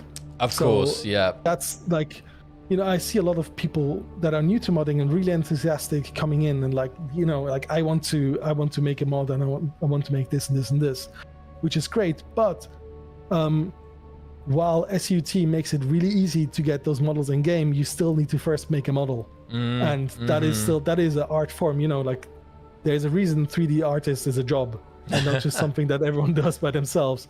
And I'm, passable at it, but I'm not great. There's a lot of people in the community and also, of course, at Keen that are extremely, extremely talented and make amazing models. And for those people, like SUT saves a lot of time. Yeah. But if you're new to the whole thing, it can be hard to then, try and use SUT. So just bear that in mind if you're considering starting modding. There's a lot of people that are willing to help you, but it also means you have to, look up a lot of tutorials yourself for the tools that you'll be using. And that's where the Keen Software House official Discord server can come in great, because if you have any questions about modding, where to get started, what tools to use, there's lots of friendly modders in there that can help you guys. So I encourage it. If you really have like a if you've been thinking about, oh, maybe I might start modding it. I've really wanted a block that I haven't seen before, all the rest of it. Then I really encourage you guys to get stuck in. And actually, one of the things here, I saw a comment. Gargoyle says you can learn Blender in around 14 days or less if you're determined. And there's a bunch of tutorials as well, actually, on that, of course. Blender has, I'm sure, great tutorials, both official and probably absolutely many. Amazing. I haven't actually, it would be interesting for me to do it because I've never used Blender. I've downloaded it once before, but actually way back, I was using 3ds Max, which I don't know if it's harder or easier. I think I did a bit of Maya as well, but mainly 3ds Max because in Keen, we're using a mixture of tools. Like, I know it's a substance painter, but at least for creating materials, but I still think the main guys use 3ds Max and Maya, I think. Almost certainly, yes. Yeah. I know like most of your tools, and that is just something I know from looking at the files, are made in 3ds Max for 3ds Max or for the use with 3ds Max. And it is the industry standard. Like 3ds Max, Maya, those are the applications that generally, not only like, in the movie industry, but also in the games industry, that is just the standard that is being used everywhere. But Blender is up and coming, and like more and more studios are switching over. It is free, it is open source, it is being improved rapidly, and its interface is actually by now one of the best in the industry. Yeah, it's definitely caught up because I was looking at it 5-6 years ago. That's also the thing, right? When you were looking at it, it was with the old interface, and the old interface was really bad. And the old plugin that was used to make SC models for the community only worked with the old version. Yeah. So I saw like the new and shiny Blender, and I'm like, well, I really want to use this to make my models, and not the old and programmer interface looking version of Blender. I'm looking at all the specific things here. You've got like obviously here's the space and utilities. Obviously some straight off the bat grid scale as well. Which one you build, and you got bounding velocity, mirror mode, because obviously it's important. Even setting up like when you have mirror modes, which way the block's orientated, right? You have mount point mode, even the icon. So this is for creating those blue SE style icons, right? Yes, there is the right transformations angle in there that will. You can actually. One of the videos shows it. So if you go to the next image or video, then we'll see it eventually. Someone in the chat was asking a question for Enenra. Would love a modding tutorial or two. So actually, good point.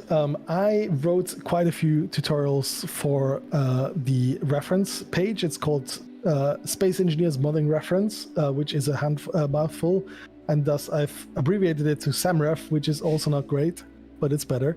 It's linked directly from the tool, and there is a website for it that is linked on my GitHub. You should see it here in the Twitch chat. I'll link it across the YouTube chat here as well. And you'll find like the links to the documentation page there as well. Those tutorials, they're for specific functions, but they're not like a complete walkthrough from the beginning to having your block in the game. Yeah. But Chipsticks, who is one of the other big modders, and he makes a lot of character stuff. He's been working with me to improve SUT, and like he gives me a lot of feedback. He's great.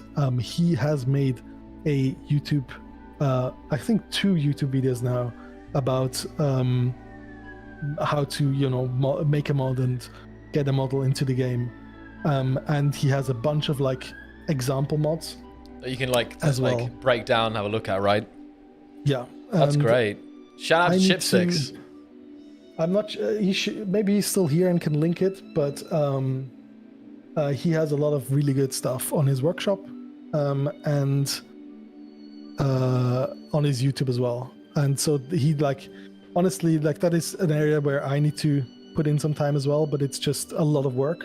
And he's been nice enough to just take over some of that, which is absolutely great. I can link his workshop here. Yes. Yeah. So much stuff in the modding community, so many resources, so many things to talk about. I feel like we need more time.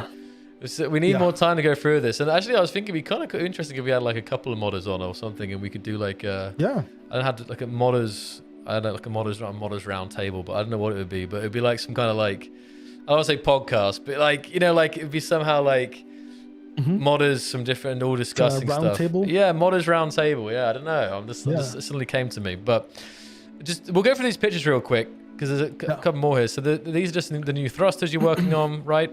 Exactly. These are like the new armored thrusters that I'm considering. I'm just like models that in the background you see the normal iron thruster, and in the foreground is like kind of my work in progress model for the new one. But there's nothing too much new in there, honestly. Okay, we've got the new block. Oh, this is a new one you're working on. A new armor shape, fresh off the... Yes. This has never been seen before, guys. Who out there, who in the chat has needed this exact block for filling in a gap?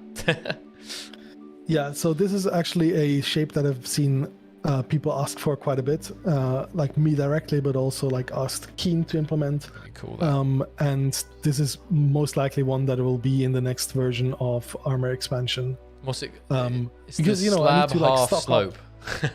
Oh yeah, that's another. So I actually went really quick naming this one, but I don't know whether it makes that much sense. Yeah, but it's definitely a lot of people in chat already wanting this one to be used. There you go. It's a teaser here. Oh, we got a video. Here we go. Yeah, and I need to like stock up my new shapes because I need some advantage over the vanilla game, right? Yep. And the never-ending battle is actually a better look at it. Oh, and there's your construction estates as well. Very nice, because that's what I'm saying, guys. Yep. Some people still think it's like, oh, it just takes a day to make a model or a block and stuff. I mean, maybe some basic stuff, but with nice construction stages and LODs for performance, it can take a long time. Well, really. I mean, these basic blocks, they're made fairly quickly, though I have to say, like one big difference between the blocks I make and the blocks Keen makes is that the Keen blocks are deformable, which means they're built completely differently in the back end. Yeah. And they're much more complicated to make. I can make one of these blocks in like maybe 2 hours, like from nothing to like full implementation in game. Probably less, but yeah. And this is actually the next one you're showing now is the pipeline model I made for Climb's mod. So this is a pipeline mod by Xocliw, as you say. Yeah. And this actually shows some of the modes in SUT as well. This is the mirror, like there's a mirror mode with the colored surfaces. I see that, yeah. And then after that is the mount point modes that I'm showing. You can only mount that on the bottom. Yes, and this is the teal area represents where a block can be placed.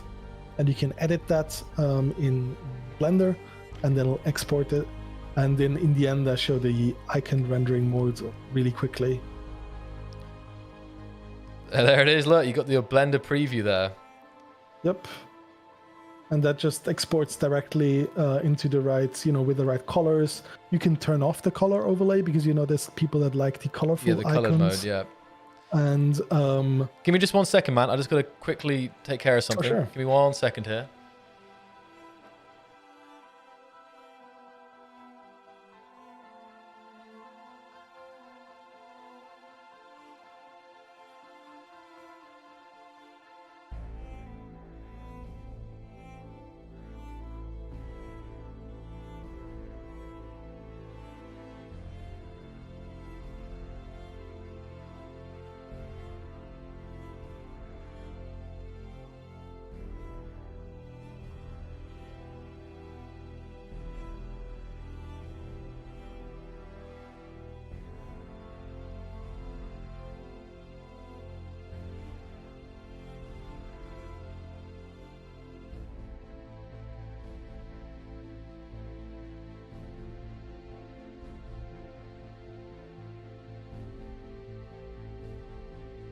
Okay. I'm back, sorry. Sorry, Matt. I'm back. No problem.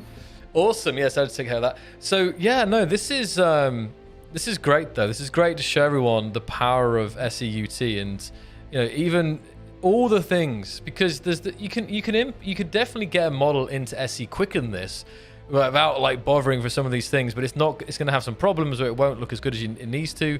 So this is almost like a checklist, isn't it? It's almost like a checklist of things to make sure that are sorted before you export a model for the game.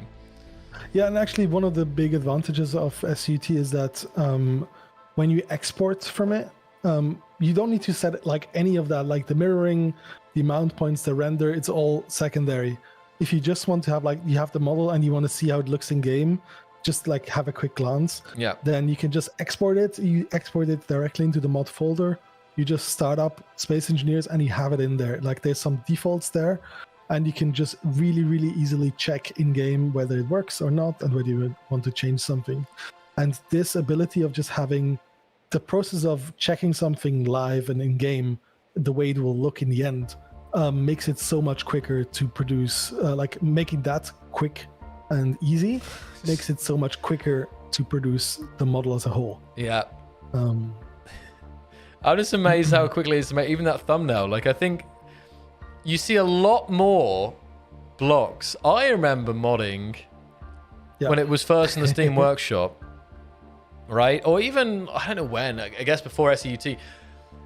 I'm going to assume before SEUT, like not that many modders either like could or did or like made thumbnails like that. They either had like just like some text or like just some like screenshot or something, but very few modders kind of recreated. And if they did, they'd really try to like Photoshop or something like that.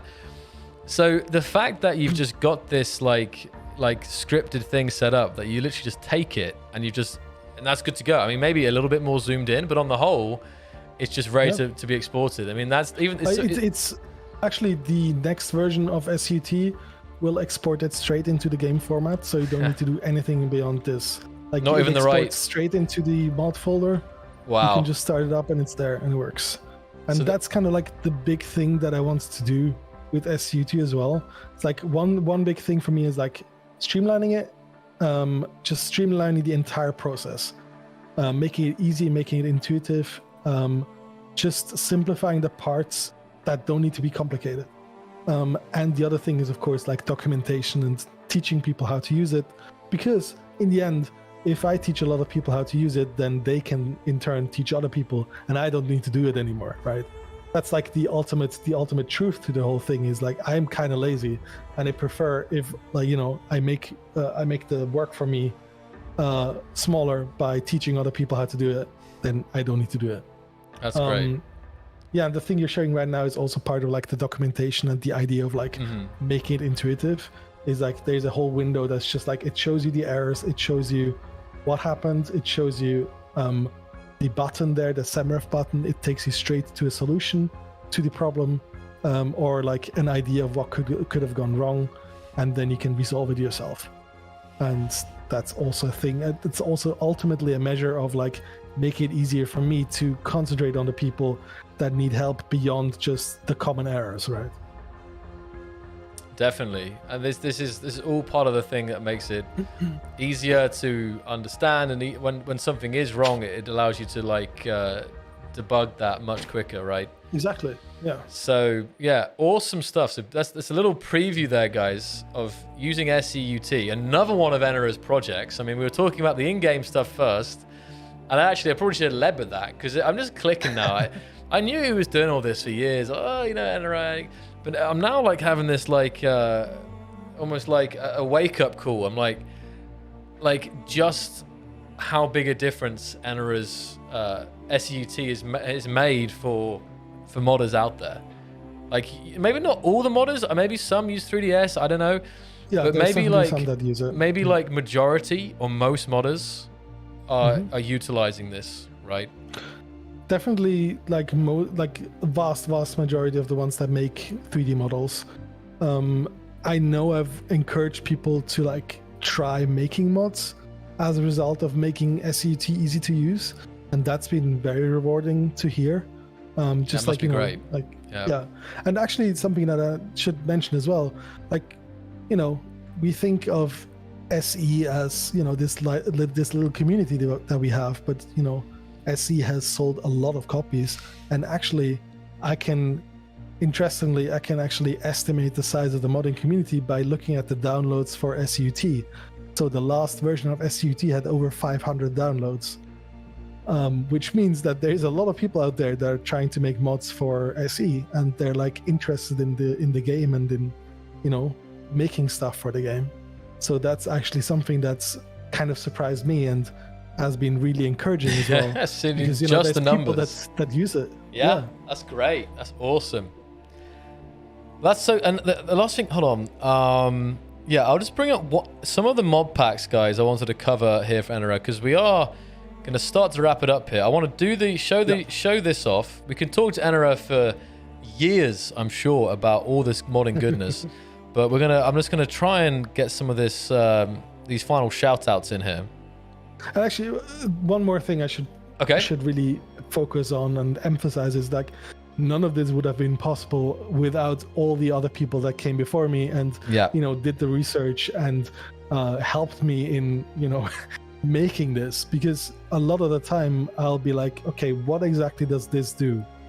For example, like just a month or two ago, there was like a thing where there's some specific mount point behavior that it can do with some specific settings, and I had no idea. No idea. All so these I ended up just, you know, asking the community, like, Digi has been around forever, and that is like the ultimate, you know, the knowledge in Digi. It's these guys who had to learn through like the only reason they know half the stuff.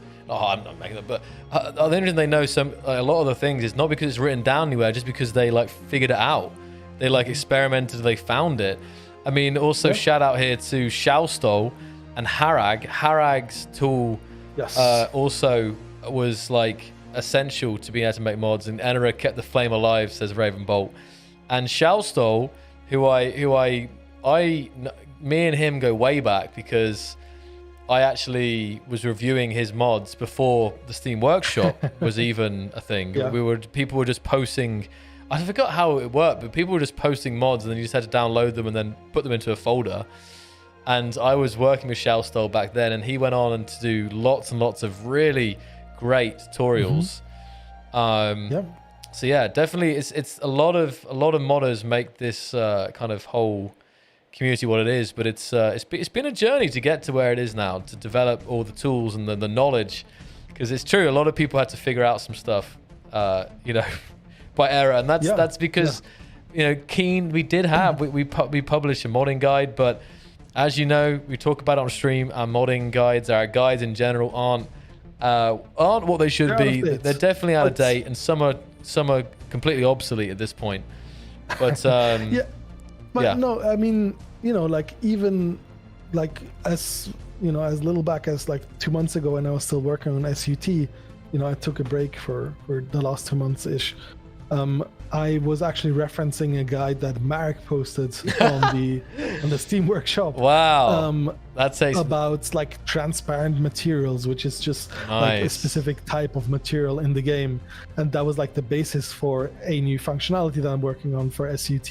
And then I, you know, of course, it wasn't up to date anymore. But then I went into the scripter and modder chats where, you know, like all the people with the advisor role can just coordinate.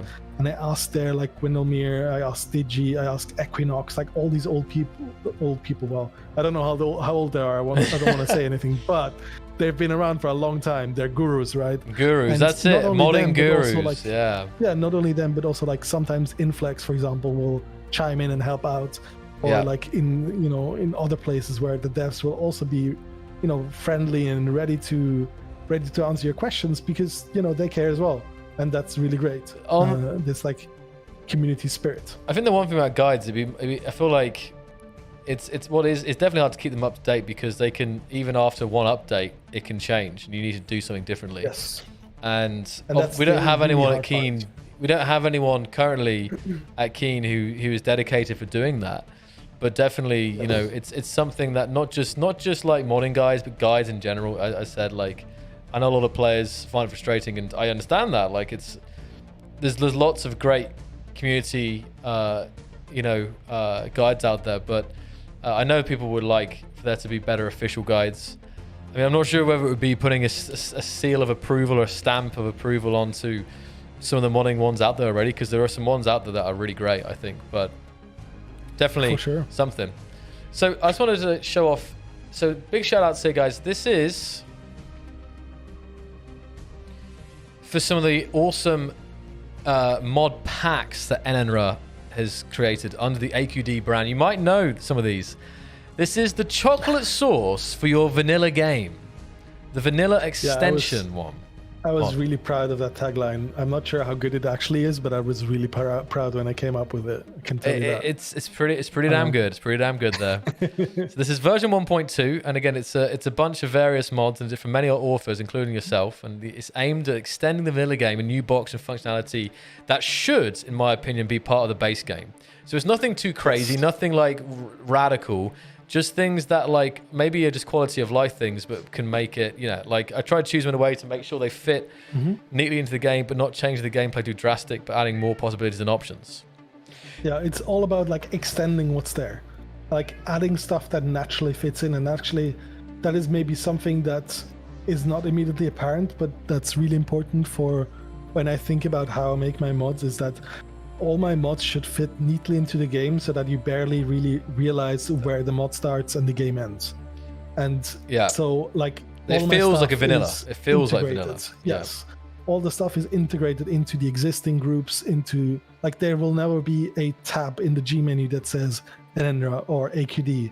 It'll always be like, oh, there's a thrusters tab, and now all the armored thrusters are in the thruster tab, for example. Exactly. That's rather than yeah. And that's kind of the idea that I make the mod packs as well with. Like, not all of those, for example, are in like properly sorted into the G menu. That's ultimately like the choice of the different mod authors. But all of those that I add to those mod packs, they should fit with the theme of the mod pack. And so this one is really like adding stuff, adding more armor shapes, adding more conveyor shapes. I want to go through it here. Let's see what you've got. You've got armor expansion, all the armor stuff. You've got the armor thrusters, the flat LCDs. One thing, sorry. That is in all my mod pages, I have an image of all my mods, which leads to the collection that contains all the mods. The mods that are contained in the mod pack are on the right side. Ah, okay. That's good. There we go. But I was coming down because down here you have, because I saw this already. This is the list here. But I went on another page and I thought they weren't like this. I'm confused now, but it's good. So here you have the list of authors alphabetically. So Dark Helmet here, Build Vision, allows access to block terminals without opening up the whole terminal menu. Digi, Paint Gun, Drago. Sorry, my cat is going berserk. Mechanical keybinds and production quotas. And then you have a bunch of your mods, the armor thrusters, the armor expansion, the LCDs, the conveyor expansion. You've got cargo fill levels from Frosty, and climb, rotor wheels, math, grid pickup mod, more pistons from Newt Guard, HUD compass, and sleep mod. So yeah, and that's it. You've got them all listed here, and it's just like a pack that you don't even know that it's like not vanilla. So that's one of the packs. That's the goal, yeah.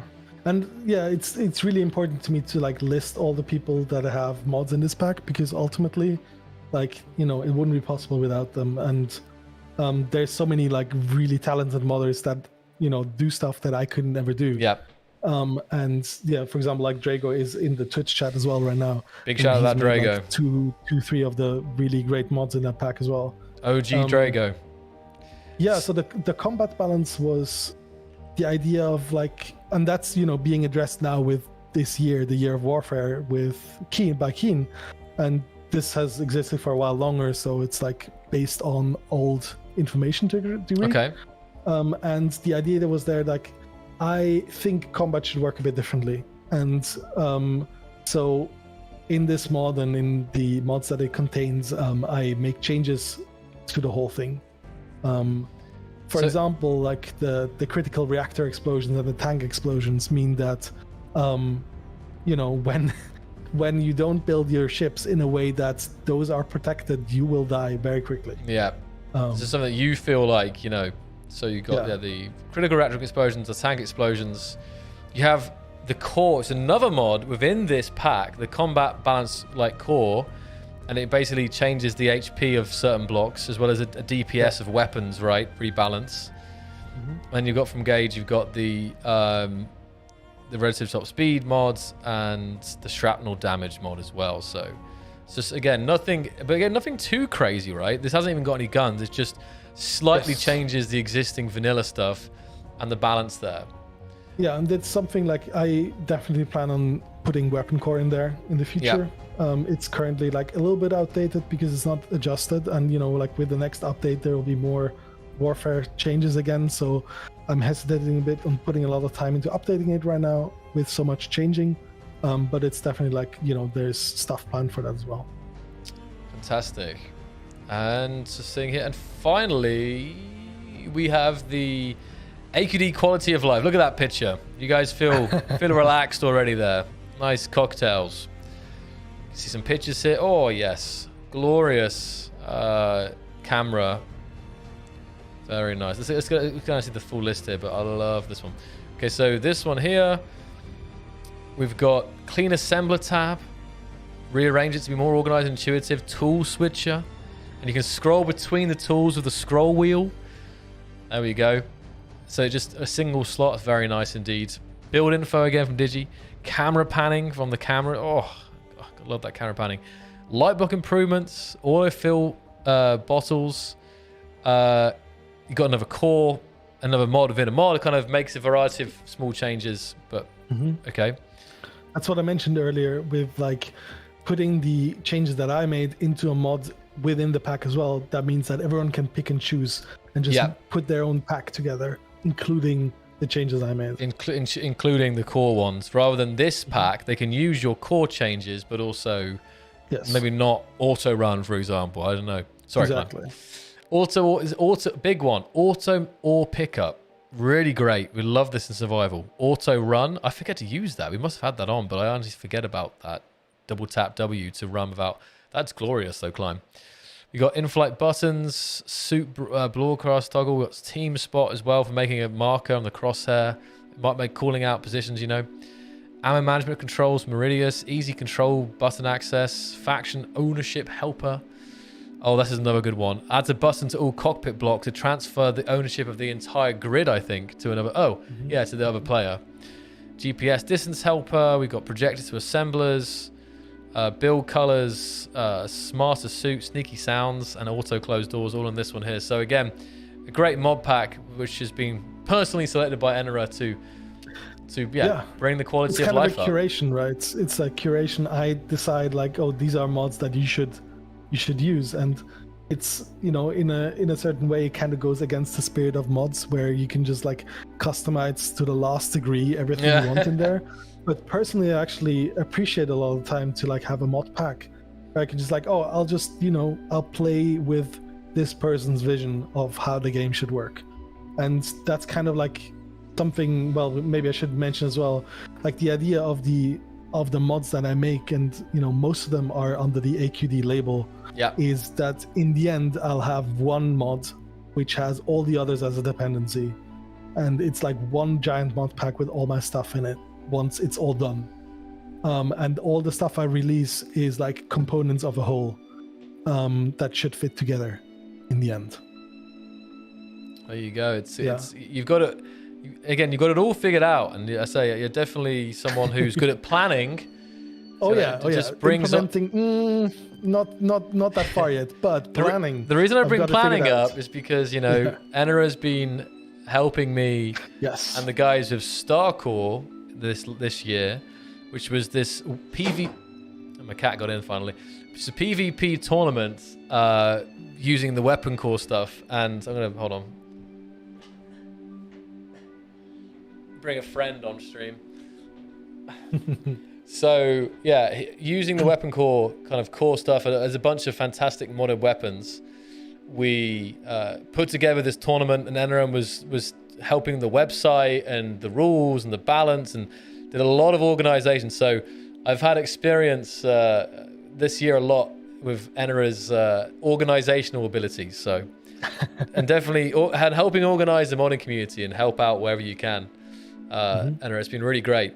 I think to kind of finish up here today, and we'll definitely have to get you back, Enenra, because there's I don't know who I was kidding. There's so much more to discuss of you, actually, just because you just have so much experience. But I just kind of wanted to wrap up today's session with some questions from the community. If you guys have any questions about modding Space Engineers, or any questions for Enenra in particular, and his mods, or maybe request some mods. I don't know if he takes those at the moment, but I cannot tell you how to download more dedicated RAM, just as a first aside.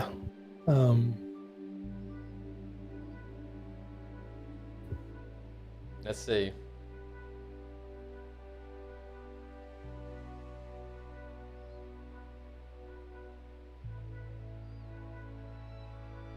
You guys should definitely check out, if you're not a modder, check out all his mods. I linked in the YouTube description his Steam profile for workshops, and I will also add this mod.io for the Xbox players and all his mods on Xbox.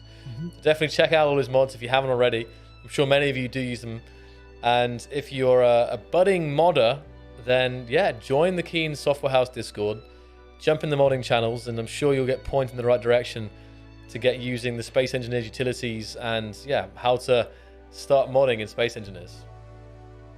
I'm looking for, see here. Yeah, as Drago says, do not be afraid to pop into Keen Discord mod channels and ask questions. They're very friendly there, I hear. Absolutely. The other question I saw there is for the T section for the conveyor tube and the small grid tubes. That is something, so for the DLC, the round conveyor tubes, for the conveyor expansion, that's something I'm considering. It's additional work with like more models. So the problem is like the more I take on, the longer it's gonna take to finish everything, of course. And so it's something I want to do, but probably in the future. And the same goes for like small conveyors versions and medium conveyor versions.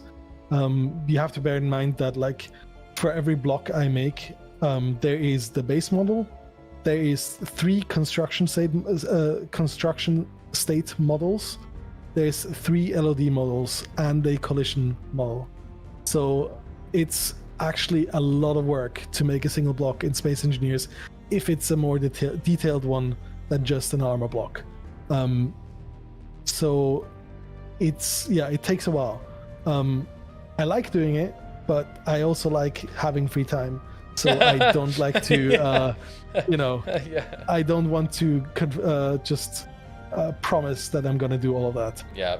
Modders get burnt out like anyone else. It's definitely true. Yeah, and that's been my last 2 months, right? I haven't been working on any SE mods. I have not been working on SE, SEUT. Because I've been spending too much time, and with Starker as well, right? Like it was a bit too much at the time, and I've taken a break now, and I'm probably gonna get back into it. Like the more I, play SE or look at SE, the more I get motivated again, and I'll start again working. And as Drago says, another thing to keep in mind: the more stuff you put out there, the more time you have to spend maintaining it. If you have one mod and that's it, it could be one epic mod. But that's it. You get some comments. Oh, it's broken. I'll fix it. I think Drago and Enenra, like these guys have like, I don't know, 10, 20, 30, who knows? And if an update comes, maybe no mods break. Maybe 1 mod breaks. Maybe 5 mods break. Maybe 10 mods break. And that's another mod that you have to go back into, edit it, find the problem, fix it, re-upload it. So definitely, modders can definitely make things very hard for themselves if they have so many mods. But it's it's still go on. I actually, my mods are comparatively fairly easy to maintain, because what tends to break is the mods with a lot of scripts in them, and I'm not very good at scripting, so I don't have very many mods with scripts in them, so they break a bit less. But of course, there's other problems as well. Yeah. So yeah, and actually, one other question I saw in the stream chat and on Twitch was that like blended tutorials or like basic tutorials. Again, I would recommend you go into the Keen Discord server for sure to start out with. Blended tutorials you'll find on the internet very easily. I recommend the Blender channel itself, the Blender YouTube channel. They have some basic just to start with tutorial, and then the famous one is the donut tutorial, which is the one that most people are subjected to when they're supposed to learn Blender. And actually, another thing that I saw was like plans for the future of SUT. So there is a couple things. I'm not sure like how much it's gonna say for people that don't know it already. You can actually follow my plans, or most of them, by looking at my GitHub. I keep everything fairly up to date, like especially in the issues and the you see like milestones and the plans for those. But the big things I think right now are adding in texture conversion ability so that you don't have to use external programs to convert textures back and forth.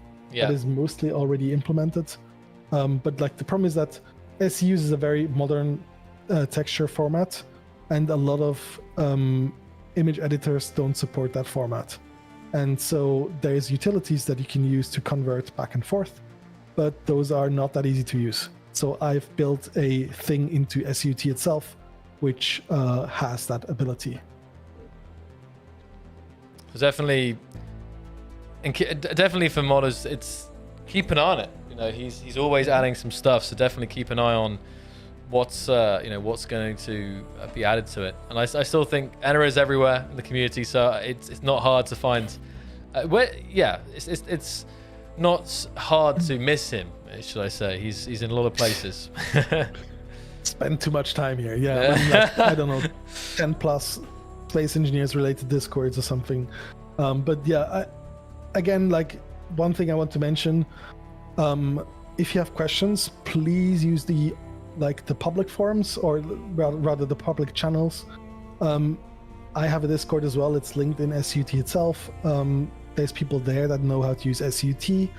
The best place still is modding art on the Keen Discord server. And the thing just is that like I get a lot of DMs from people and I can't keep up. Yeah. No, so if you DM me with a question, good chances that you won't get an answer or only very late. And there's a lot of people that know how to use SUT on the Discord channels, and you'll get a much quicker answer. And yeah, using the combined hive mind of the Discord, exactly. Right? Spectre Spectrum says, I just want to say thank you to Enenra for making mods that keep the game so much more alive. Yeah, let's see some love in the chat, guys. Let's see some love in the chat for Enenra and his great work, both in the mods that he does and also the work to enhance and streamline the process for other modders out there, because definitely awesome stuff. And I definitely would like to thank you for coming on today, Enenra. It's been awesome. I'm glad we finally got around to doing it. It was long overdue. And I think we could this stream could probably be twice the length. I think we could probably go into each of the aspects in greater detail. I was trying to keep a bit of an eye on the time, but definitely there's a lot of stuff that you've done, a lot of stuff that you're doing, and I'm sure a lot of stuff that you have planned for this, for the future of modding and space engineers. So yeah, any final words, man? Opportunity. No, my pleasure. I don't know, like we've covered most of the things, honestly. You can find me on most Discords. Again, please don't DM me. But there's my modding the workshop page, which you can follow to get notified if I release a new mod. There's my Discord, which is where I post updates for AQD and SUT. Your own Discord? Yes. Okay, let's get that link as well. It's linked on all my mod pages as well, and in SUT itself. Let me just quickly check for a link. I need to get that mod.io link somewhere sent to me. Someone got me. There's the mod.io link. There it is. There's mod.io. Xbox. Dan Miller, definitely always a work in progress. I understand that, it's never ending battle, Dan, and it definitely can be tough. This is the Discord link. I got that. I'm just going to quickly finish. And there is definitely the game can cause problems, but it might also be worth looking at who's your server host, because I've had night and day difference experiences when it comes to server hosting. I've had the same update, the same game version, and one server can be 100 times better than another server. So I don't know who's your host or if you're hosting yourself, but definitely something to look at is that. Great. There we go. But thank you so much, Enenra, and I will speak to you very soon. Thank you so much for coming on. It's been awesome. Into the next one. Good night. Bye-bye. Bye. Bye.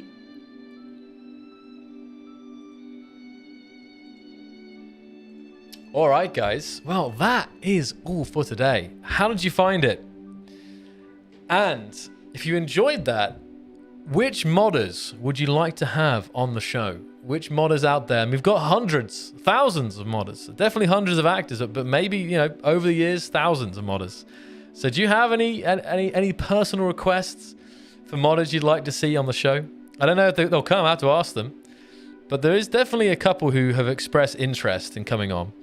But, yeah, I will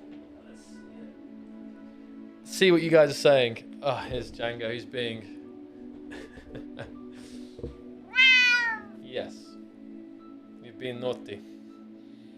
So we've got Climb, Ronnie, Spacebar, Krieg, Venom, Spacebar.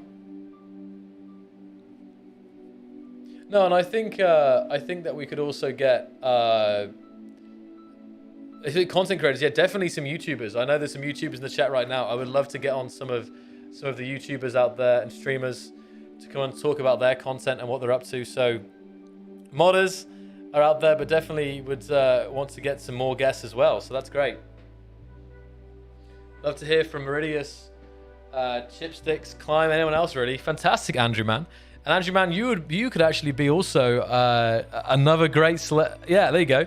Andrew Man, Luna Connolly, two people who I think would be great guests. Oh, okay. I see some interesting comments. All right, guys. Well, thank you so much for joining me today.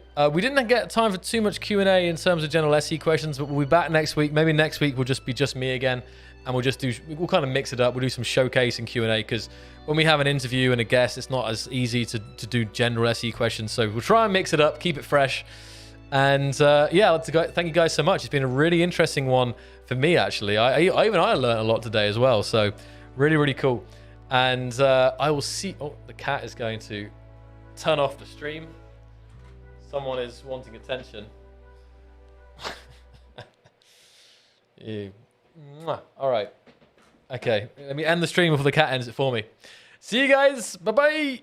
Oh, I can do some shout-outs here, actually. Let's do some final shout-outs. Who do we have in the chats out there in YouTube and on the Twitch? Let's have a look.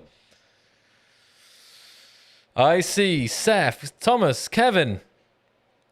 I see Wild Western. I see Sky King, Drago, Marissimo, LX, Terence, Drake, Morlockamir, Karmak, Sporgog, Vinny, Renzo, Echo, Rotal, Ravenbolt, Kingdom Brag, Enenra, Rivian, Stone Lords, Mad Dog, Pixie, Tenable Target, John Wack. We also see Luna Connolly, Soulstone, TSC, Yuri, Shadowforge, Rep Solman, Mando, Blade, Ridian, Sarazin, Runky, Mark, William, Page, Dan Miller, Eda Cracker, Umbalol Lamented, Drake, Zankar, Hando, B Soldier, Felipe, and I think I got most people there. Fantastic, guys. I'll see you all next Thursday. Have a great weekend. Bye-bye now.